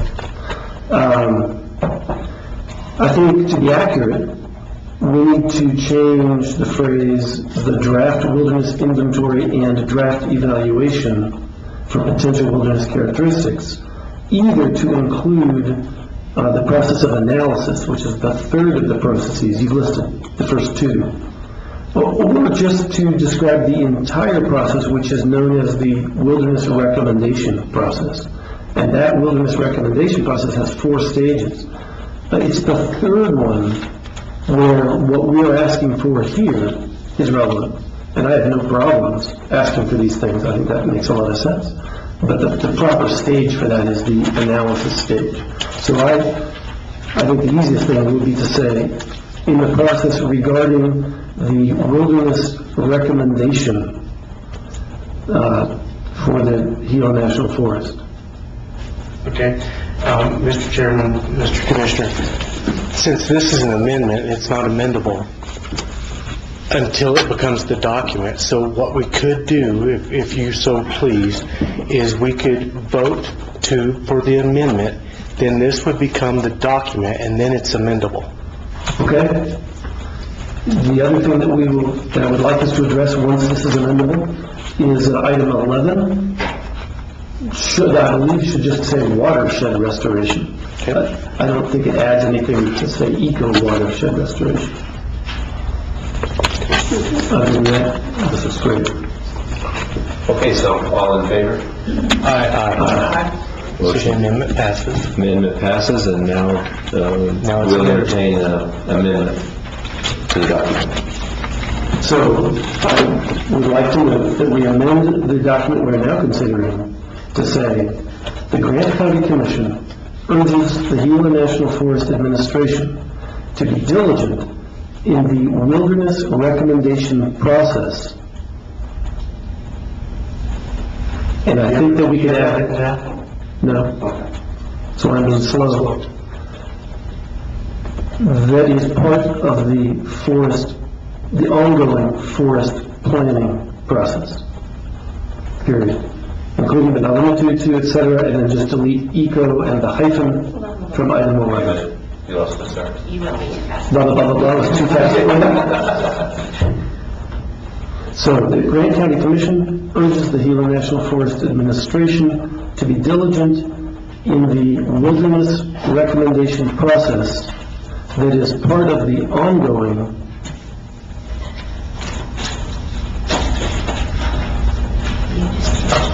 Yes, I did. This is an amendment. I'm so sorry. I think it's better this way. Wilderness recommendation? The Gila National Forest Administration to be diligent. In the wilderness recommendation process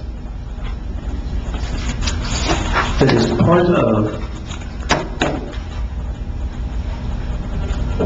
the ongoing forest planning process. I apologize for the redundancy. Et cetera. I'll second that amendment.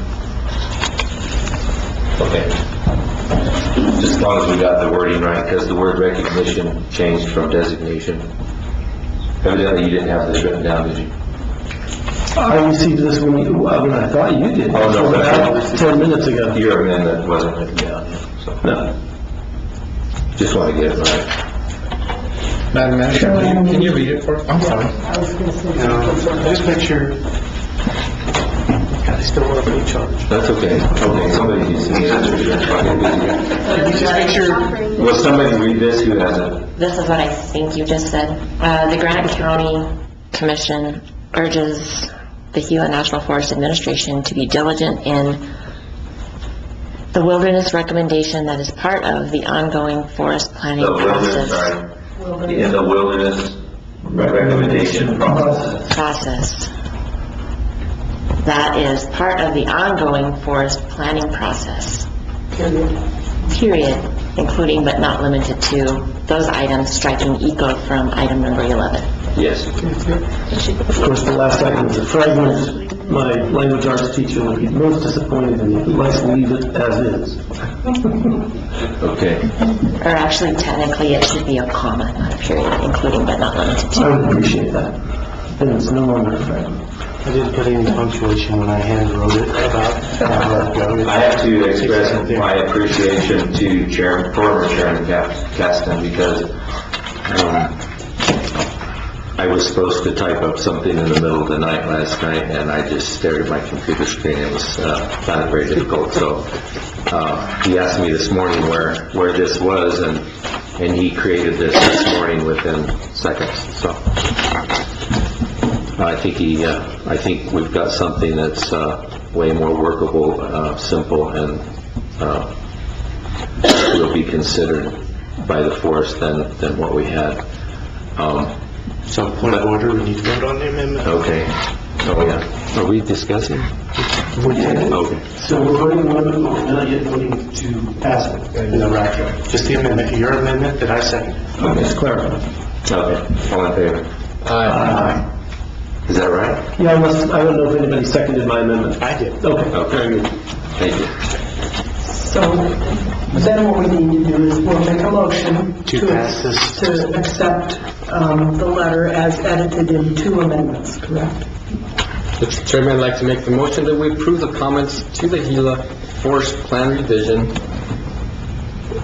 through the amendments that were created. That's fine. I'll second that. Now the discussion. Okay, I've got some discussion. And I'd like to really thank everyone for their comments today.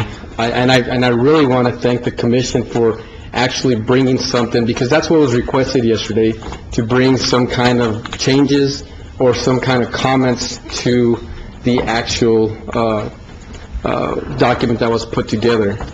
When it comes to transparency, I mean, we're trying to be as transparent as possible. We discussed this in our SWACA meeting, which was publicized, and as a matter of fact, we had one of the speakers that was here at our meeting, and we appreciate her comments. We always welcome comments. My whole thing is that we want to keep our forest as a multi-use forest for these same reasons that were listed on this document or on the amendment. I really think that is so valuable for our cultural being, for our people. It's just, we need to continue to keep this as a multi-use area. Right now, I actually work as a guide for an outfitter, and we outfit in the wilderness. But there's a lot of areas we couldn't even get to anymore because the trails had so many fallen aspens and trees over it, and we couldn't even get a chainsaw in there, not even with permission. Okay, so those are the things we really need to consider when we're adding more wilderness. I mean, it's not that we want to fight with the opposition. That's not what it's about. And I heard the comment a few times today saying that we walk from forest to wilderness and can't even tell the difference. Well, heck, then that means we have a good thing going here. That means that things are well. I also had people say that they moved here because of the forest and the wilderness. Well, we have 1.2 million acres worth of wilderness here that we enjoy and we continue to use. But we also have the forest land that we have multi-use for. And we want to continue to do that for economic reasons, for cultural reasons.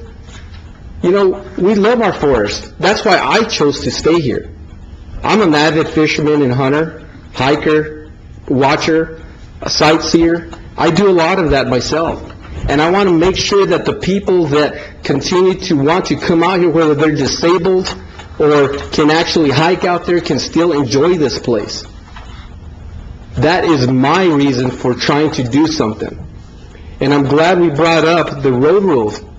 We were told we weren't going to lose that many roads when it first started. That's why we're so apt to try and put in comments to avoid that situation again. It's not that we want to fight with these individuals that are coming in here and talk to us about these reasons and the road rules. And we also got to agree to disagree. You know, the people that put this document together, the first document that we almost passed, or were considering passing, was a PhD, just like some of the PhDs that are here fighting fighting for the wilderness. He's a PhD that is wanting to help us keep our forest. We also had a gentleman that is a very respected individual that is a retiree from the forest help with these comments. So I didn't like some of these comments about these people that wrote this document, because they're very well respected, as well as we respect the people that came in here and talked to us. You know, we respect everyone that comes to this, to in front of this board, and we listen to you all. Whether we agree or disagree, we sit here and we listen. And that is what we expect from the other side, is respect. Respect for each other. And we need to continue to do that. That's all I've got to say. Thank you. I actually sent some prepared remarks to the press. You all can figure out what to do with that, since I'm not going to give those, since we've completely changed the letter, which I appreciate. On the issue of respect, which I think we can all agree is something we all want. I felt abused, whether it was as abused as you felt or less or whatever. I felt abused the way you described feeling abused when the Forest Service sort of, it sounds like, tricked you, or at least gave you bad information. I'm not sure which, on the roadless thing. And I know what that feels like. But the source of my feeling was that this issue has been something that we've all been aware of, at least since the September meeting of the Forest Service. There's been plenty of time to put together proposed comments, and to receive them on Tuesday did not feel like a good faith. And compounding that problem is the fact that we received them in a hard copy. Had it been a document that I decided I wanted to edit rather than just oppose, I would have had a much more difficult time editing it. And I think that over the last, now a little bit more than 12 months, we've established enough mutual respect not to do that. And I feel like not only did it deprive the public of a chance to actually reflect on a proposal and give us informed comment, but it undermined our own ability to come up with a strong statement that we could say the commission is behind. The only way we're going to achieve those kinds of strong statements is to work together, even when we know we have different points of view. And I think you and I have figured out we have different points of view, and yet we can still talk well, and we can still, contribute to each other's documents. And when I lose, which happens more often than when I win, that's fine, we'll move on. But at least we treat each other with that respect. So I wanted to highlight that feeling that I got on Tuesday. And again, I want to thank former Chair Caston for drafting something that works at this point. Further discussion? I would also like to thank former Chair Caston for coming up with some verbiage that was acceptable and was something that I felt like as a commissioner that I could get behind. At 11:45 last night, I was still struggling with this, and in fact, I didn't even realize that it was on the agenda because on Novus it was not on my agenda, and so I was really confused, having spent a number of hours working on it, and then to go to Novus to write my comments, it wasn't there. So I think all of these things just go towards the idea that a little bit more time would have been great, but thanks to Commissioner Caston, he saved us. I too, Mr. Chairman, wish we had had more time. I too received these documents, I believe, on the 6th, and we started working on them at that point. And it could have been different. I could have just not brought them over here, being that they already been passed by SWACA, but I chose to still put them on this, bringing them in front of this commission. And so we did what we could with what we had and with the time limits that we had. So again, we'll try and do the best we can in the future, and that's it. Thanks. Further discussion? I'd just like to point out, I think everything I have to say could be said later because it's been pointed out. This is a 4-step process. We just evidently they've completed the inventory process. The second process will be the second step will be evaluation, then analysis, and then a decision. Not even a decision, we should be clear. Last step is recommendation. Okay, very good. Right, because actually, as has been pointed out, Congress would be the one who makes the decision. So I think there'll be further comment period for any comments that I have on this. So, seeing no further comments, we'll move on to... We better vote. We better have a vote. All in favor? Aye. I think that was unanimous. Clarifying question. Sure. I don't understand how you just amended the letter. I mean, I just heard one sentence, but this is a 9-page letter, so I don't understand where that one sentence fits in and what you're getting rid of. So We struck the entire document. We struck the entire document and replaced it with what we just read. Oh, that one sentence is your new document? This one page is no, I can read it again. Would that be okay? That would be helpful. Thank you. But with the correct one. Read the correct one. You want one? We got an extra copy. It didn't have the changes on it. Because there was amendment to that amendment. Yeah, in the interest of time, we'll give you a copy and then we'll have this available soon. So can we move on to resolutions? Absolutely. Unless we need her thing. No, we don't need her. Agenda item L, approve or disapprove revised resolution R-1758, statement of vacation of the Turnerville plat, subdivision plat. Mr. Chair, go ahead. I move to approve R-1758. Any discussion? All in favor? Aye. For the fourth time. Mr. Chair, you haven't called it, have you? M? Okay, that's good. Agenda item M, approve or disapprove resolution R-18-1, Open Meetings Act for 2018. Mr. Chair, I'll move that we approve resolution number R-18-01, Open Meetings Act for 2018. Second. All in favor? I do have discussion. No discussion. Really fast. And I'm scanning it now, but one of the things I have open on my screen here is the county's website where it shows the meetings coming up. And under the description of the Board of Commissioners' regular meeting, it says the agenda for this meeting may be altered up to 72 hours prior to the meeting. I assume that that's in the OMA resolution we're just about to adopt. Where are you? So I'm hopeful that this is a typo, but where I'm reading it is on the Grant County website, so grantcountynm.com, and then you go to calendar. It's incorrect on the website. So I took some questions about that. Okay, this website, as we all know, is in dire need of fixing. Didn't we just approve that last week? We did, after a year of trying on our own. No, it's more than that. I only know about a year of this.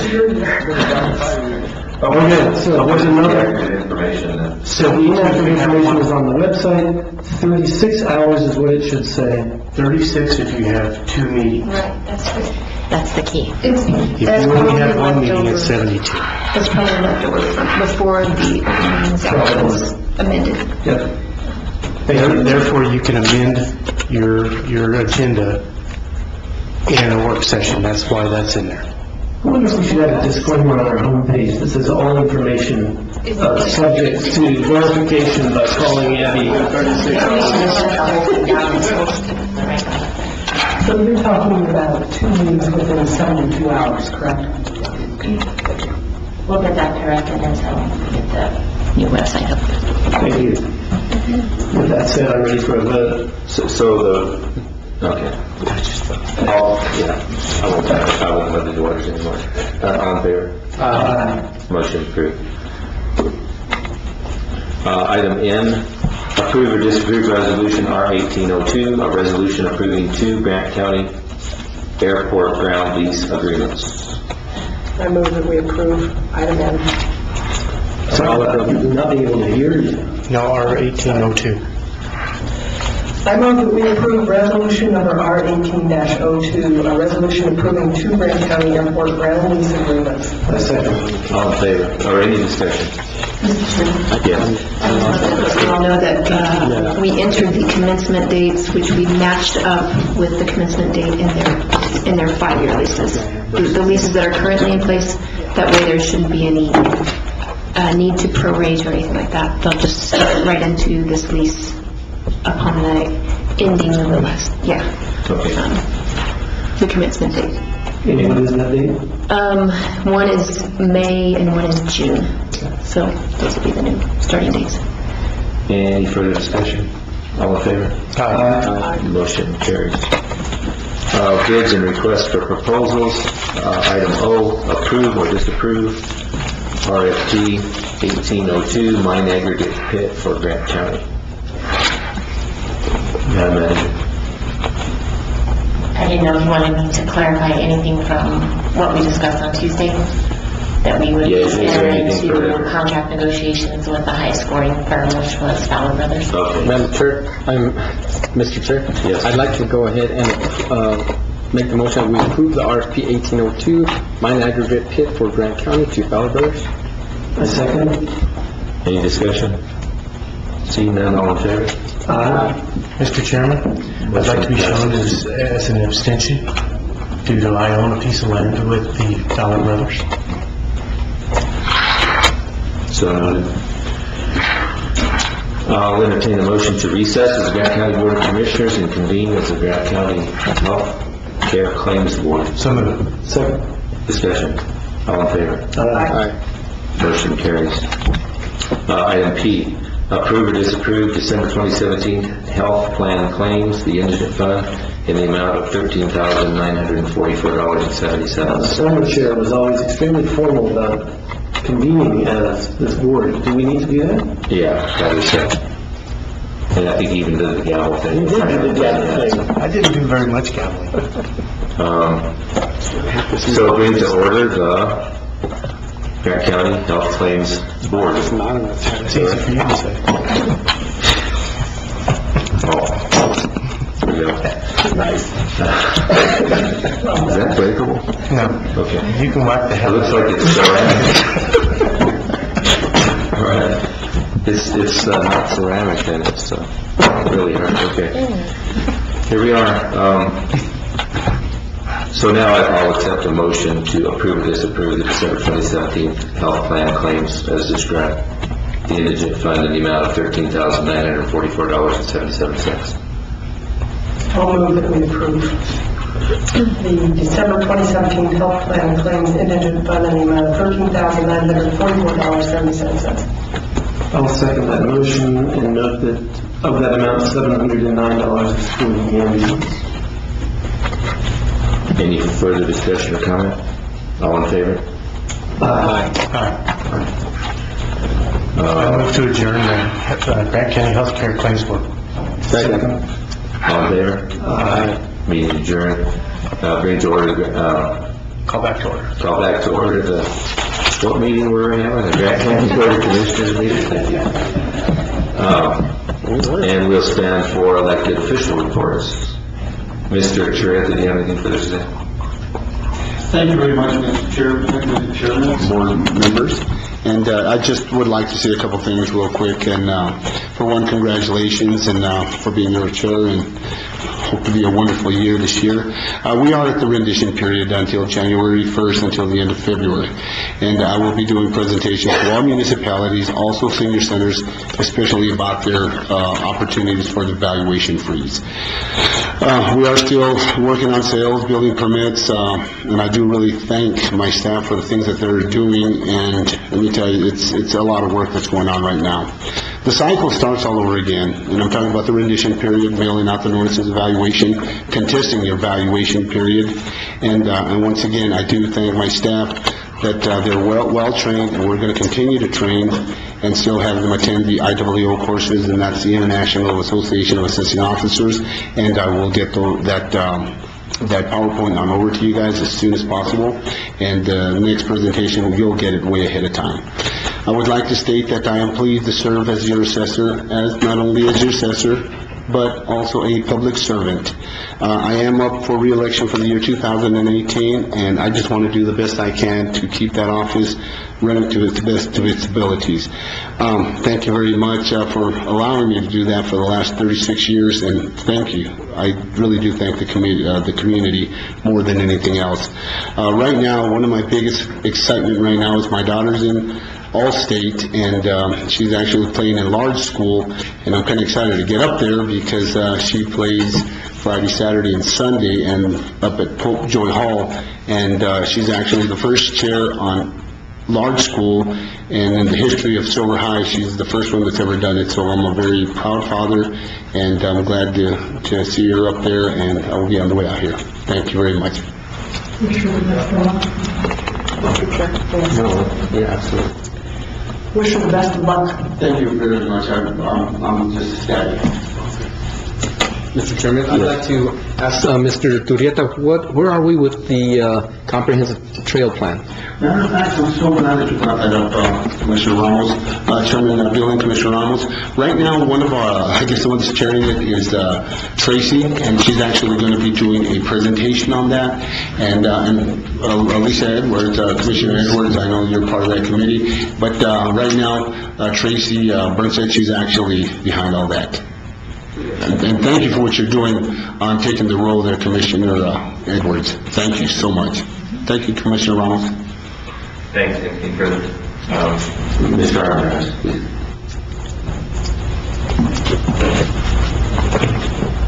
Mr. Chairman, members of the board, Happy New Year to everybody. Congratulations for all the new positions and everything. We've been very busy, as you can see with the reports that I gave you. I was not here in November and December due to the fact that we were starting our process for the collections. If you spread them out November, December, and January, you can visually see the dramatic increase. The period ending November the 8th, we had collected $843,000 for the county. And the period ending yesterday, it's been a total of $3,653,000 $653,226.87. So we've been pretty busy, especially during the month from November to the 20th of December. Where over $2 million was collected in that short period. We continue collecting money for the other municipalities as well, not just for Grant County. So this is just the Grant County portion of the money that we collect. I want to thank my staff for being there and working as hard as they have to keep. We were actually able to maintain the mail flow quite well. We didn't have a big backup as we have in the past years. And they've just been working really hard and diligently. And we did have a little bit of a, hit on the 29th of December. I don't know if, a lot of people were worried about being able to claim their tax deduction, wanted to get involved in prepaying their taxes and so on and so forth. I did come in myself on December the 29th in the evening, not in the evening, afternoon actually, and picked up all the payments that were brought into the bin outside and posted about $8,000 worth of payments on that afternoon. And we also got $624,000 ACH that came in that day to the bank, which was posted for some of the projects that you guys have been working on. I believe it was something to do with Caterpillar financing, part of the reimbursement or what have you, and Mr. Hernandez advised me that he's cut that check already, so that's probably part of your what you've approved. So we have been working hard to try to keep things going there in the treasurer's office. And do you have any questions or anything? I'd be... Mr. Brown. Yeah, Steve, thanks for coming in during the holidays. So my question is about that issue, just to clarify for property owners in this area. My understanding is there was an idea to prepay 2018 property taxes, not just the 2017 ones, and that the IRS has ruled that you may only itemize those on your 2017 income tax if an assessment has already been conducted for 2018. So to clarify for everybody, Mr. Assessor, have 2018 assessed values been performed? The 2018 value, yes, they have been. The valuation, like I said, we got until the end of January, the end of December, where all the values have been set for the 2018 values. So that, yes, that is, yes.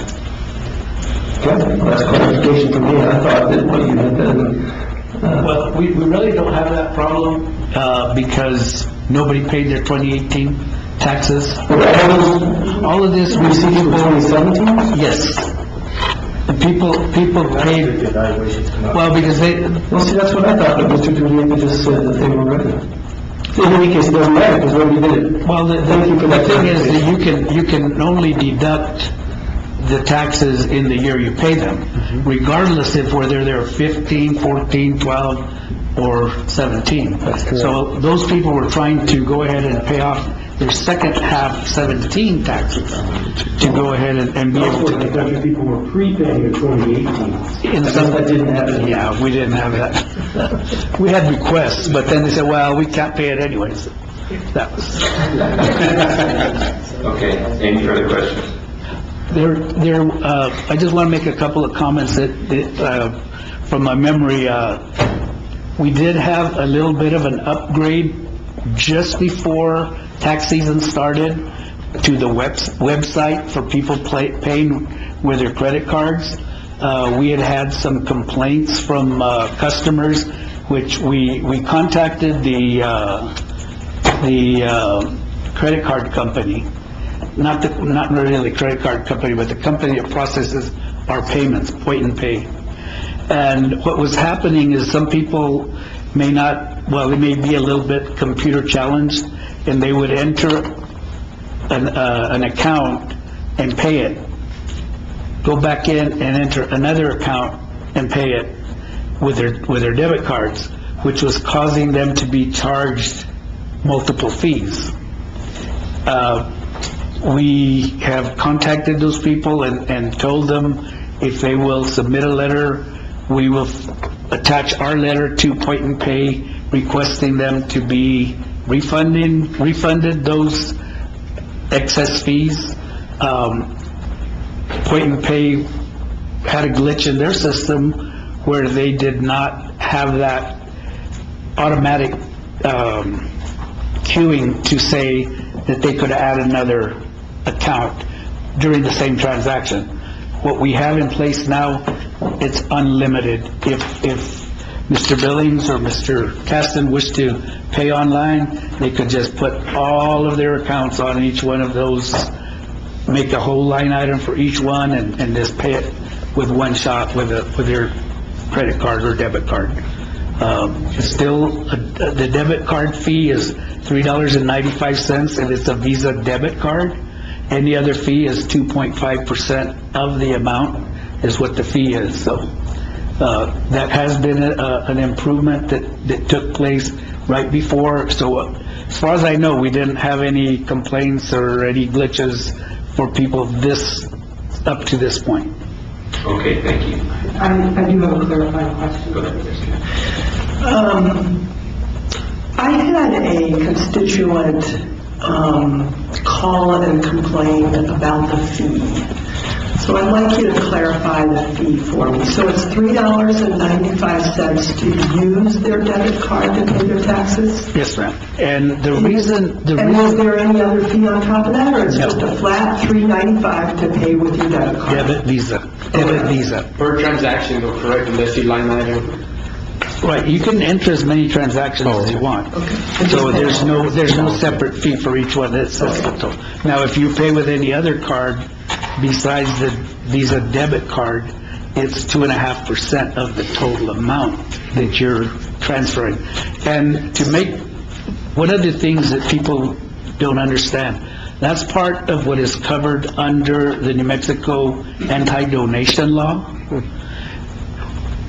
A merchant, for example, absorbs that fee because the company that is processing those fees for them charges them. We, as a governmental entity, cannot charge those fees.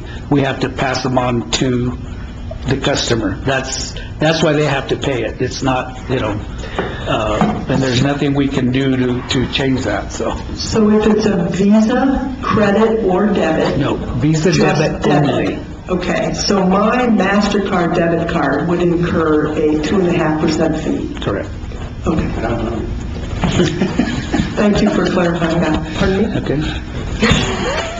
Mr. Chairman, one question. So, is your merchant services with Wells?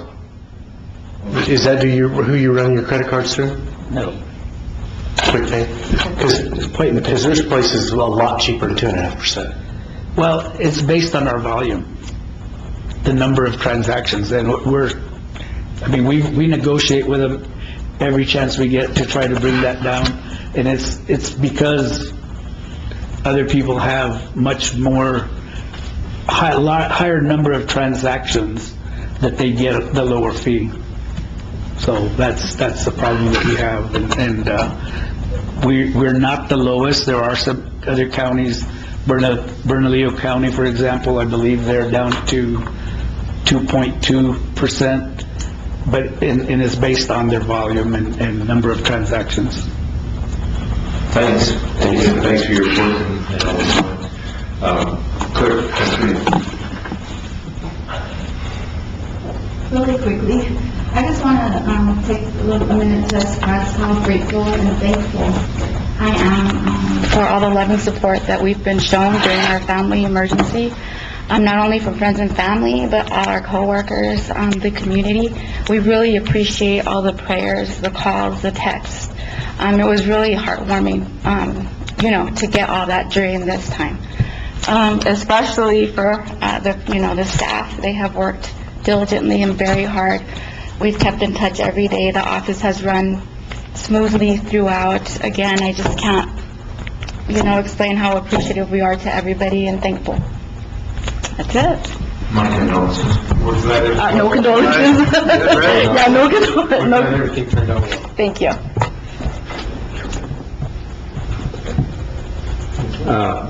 Commissioner reports. Who'd like to go first?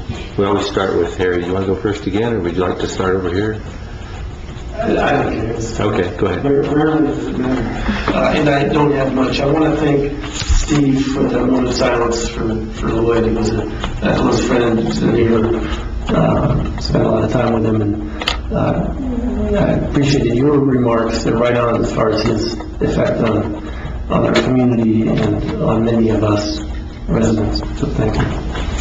And the only other thing was just to note that I believe we have 760,000 acres of wilderness, not 1.2 million. This may well come up again. The Gila is about 550, and all the I was including the portion on the other. And all the way up to 220. So it's combined with their 760. That's combined. No, but I was including the portion that is in the other counties, so I apologize. Well, some of that.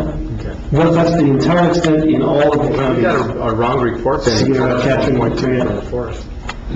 So, okay, we can get back into that. I spend a lot of time with students on those maps and stuff. That's all I have. Thank you very much. I haven't seen nearly enough of it. I'd like to be up there right now. See a lot of it as well. I just want to say Happy New Year to everyone, and it's been a heck of a 7 years, and we're looking forward to this last year to continue working with the public and our fellow commissioners and getting things done.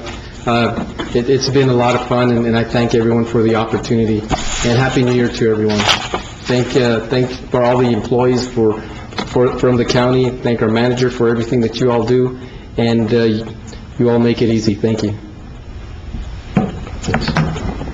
Commissioner Edwards. Thank you. Yes, I would like to say Happy New Year to everyone, and to thank everyone in the county, with the county elected officials and staff for making the first year being a commissioner relatively painless in most aspects. When people ask me about it, I always tell them, well, the learning curve was like this. But there was something magical about getting to the first of the year, and I feel a lot less overwhelmed for some reason.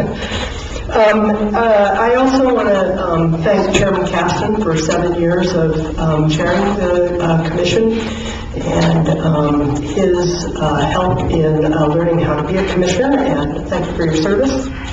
To congratulate Commissioner Billings on being the chair. The last thing I want to say is, I'm going to probably stumble around on this a little bit, but I think the implication that the activity that the county commission is undertaking by engaging the services of Juniper Advisory as being responsible for the instability or the perceived instability of the hospital is disingenuous at best. I appreciate the amount of work and thoughtful consideration that has gone into this process, and I think it is in fact the Commission's responsibility to explore every possibility that is out there in order to ensure the very best health care possible for our community and our constituents.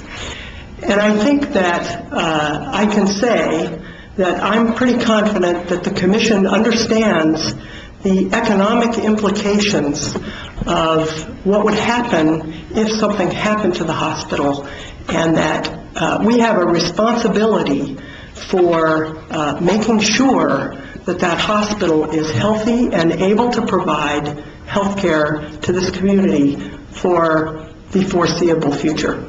Thank you. Very well stated. Thank you. So I'll forego my comments. I told Chairman Caston we're going to get out of here, and former Chairman, now Commissioner Caston, do you have any comments? Just page 2. kidding. Happy New Year. It's been a blast for the last 7 years. Talk about the learning curve. I got to sit in this seat the first meeting of my first day of being a commissioner. It was steep, but I called all three of you last year right after the election and congratulated you, and at the end of my conversation with you, I told each and every one of you, said, let's go have fun now. And I hope that I made that little bit come true. This is a fun job. Don't let it get to you. It's a lot of work. There's a lot of stress, but it needs to be fun. Don't lose your humor out of this. And that's all I have to say about that. I hope I get invited to the Mule basketball games. You know, they're going to have a hypnotist this year, and then I won't be on the alumni anymore, but I will make sure you're hypnotized. That sounds fun, too. Is there anything further to come before the commission? Not to adjourn. I will, Oh, go ahead. I was going to make the motion that we adjourn. Oh, Commissioner Cassidy. Sorry. All in favor? Aye. Adjourn.